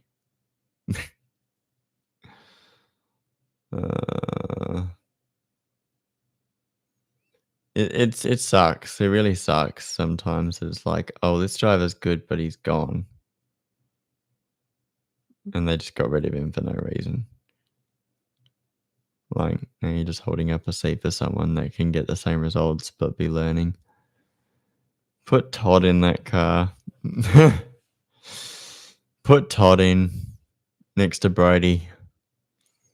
But I think Todd doesn't really want to be a main driver anymore, does he? Unless he would be happy.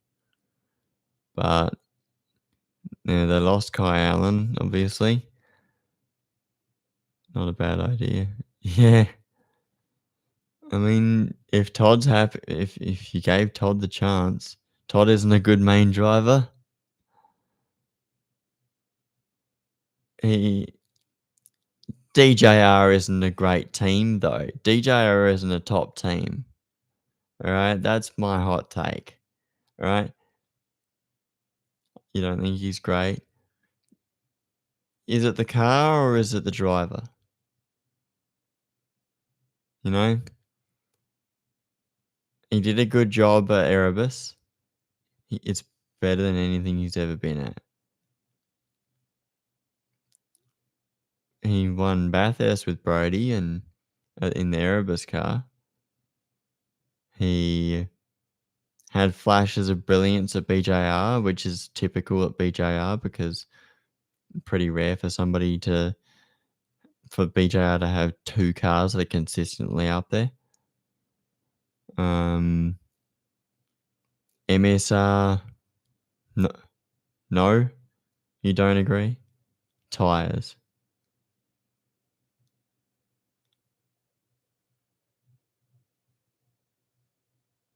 But he just goes through tires. He went good at BJR because of mixed tire weekends. What you think Townsville was with the mixed tire weekends? What about 2021 though? 2021 in the Pizza Hut car. He had used tires in the shootout. Stuck at third or fourth? You'd pick a race where you empty the clip. That was 2020, yeah. So don't count 2020. And yeah. In races, it always felt like they just dropped it. Let's look at 2020.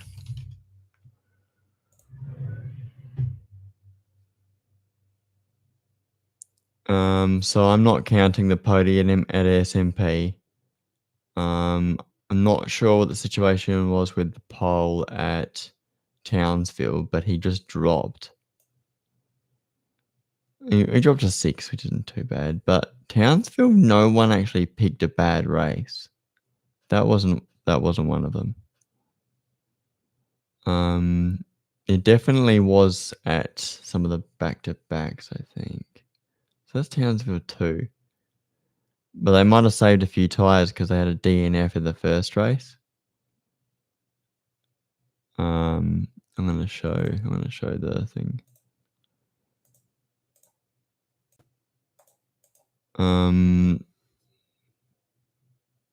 I don't think Townsville seemed to have any races where the tyre issue was a thing. It looked like it was, if it's the 3-race weekend, it's tyres. Yeah, well, it's 2021, so I mean, it's 2020, so every race weekend is a 3-race one, the 2-race weekend. 2-race weekend? They still did it in 2021. Yep. All right, let's have a look at 2021.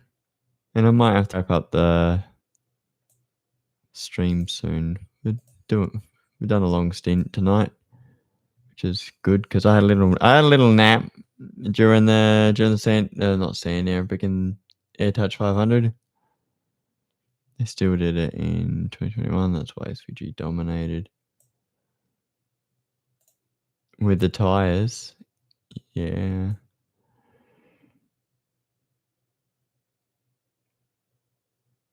Will Brown got his first win. That was 4 things in a row, though. Also, Erebus screwed up their pit stops quite a few times as well.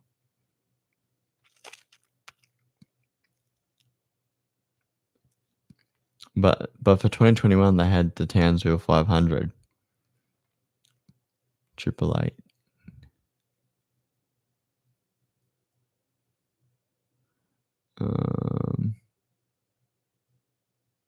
Townsville 1 was short. Yeah. Townsville 2 was long.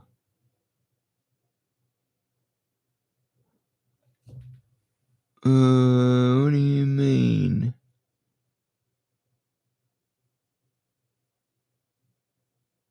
Yeah. It was a Townsville 500 for the first one, and I'm pretty sure it was Robson Civil Projects for the second one. I think so. Townsville Super Sprint, yeah. So 300 Ks, whatever it was.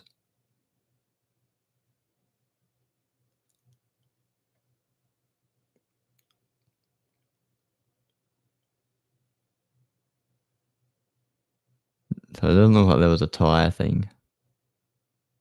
Or at the very least, 9th, 5th, 4th. 9th, 5th, 4th. Where am I looking? The second one was tyres. Oh, yeah, because they went back to back. And they had to, right? Because wasn't there a breakout in Victoria? They had to stay back. I remember Mostert talking about it. They were like, something about it. So you see, like, he took the screw up in that last race where you have to pick which race. Yeah, and it looks like 888. Well, I guess they just took it straight away. Had a bad race with the first one. Sydney, Melbourne lockdown. Yeah, that's right. We also had a huge season break after Tassie or before Tassie. They delayed it a couple of times. If we find the calendar. Yeah. I mean, we didn't need to go into it, but yeah, obviously 2021 season, they kind of had to rescue it because they had to meet their 12-round requirement. So they just kind of did half the season at SMP. And we missed out on having a wet race with Fabian. SMP 4 times is disgusting.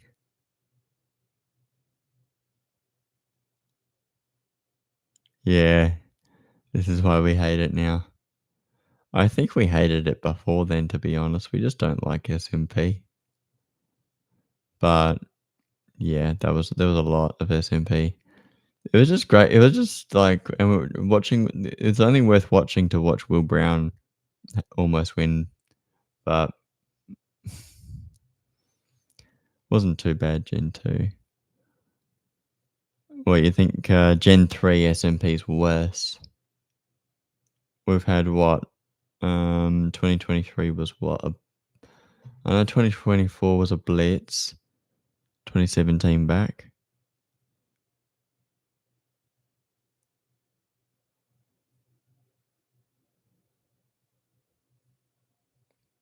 It does bring good racing, the nature of the track, I think. Just having all kinds of corners. You've got a hairpin. It's not even really a hairpin. But there's some like really slow corners. There's some really like narrow sort of corners. There's quite a few different corners. It's a bit of a fast flowing track as well. So, but there's some hard braking areas where there can be some incidents.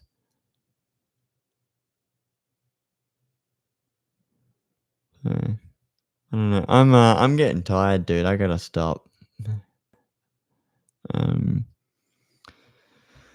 so degradation is what makes the racing good. Yeah, I think that's what Scott Pye's been saying for a while. That if there's no tire deg, then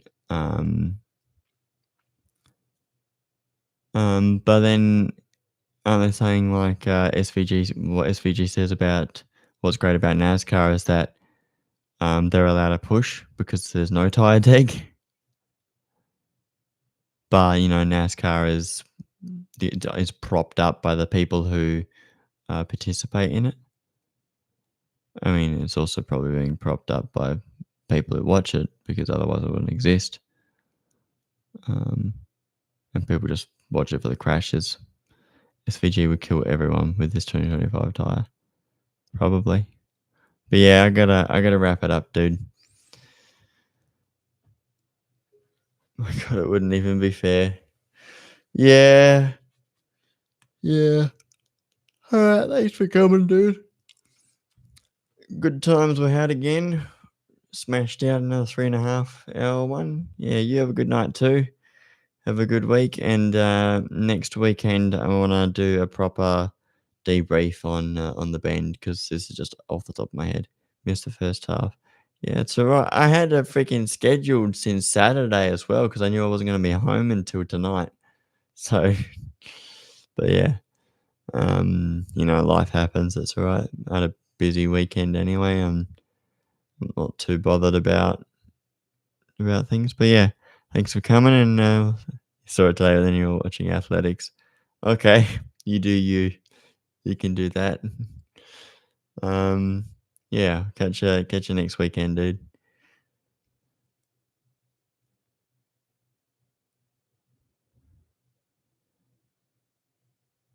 Yes, see you next weekend. See you next weekend. Bye bye.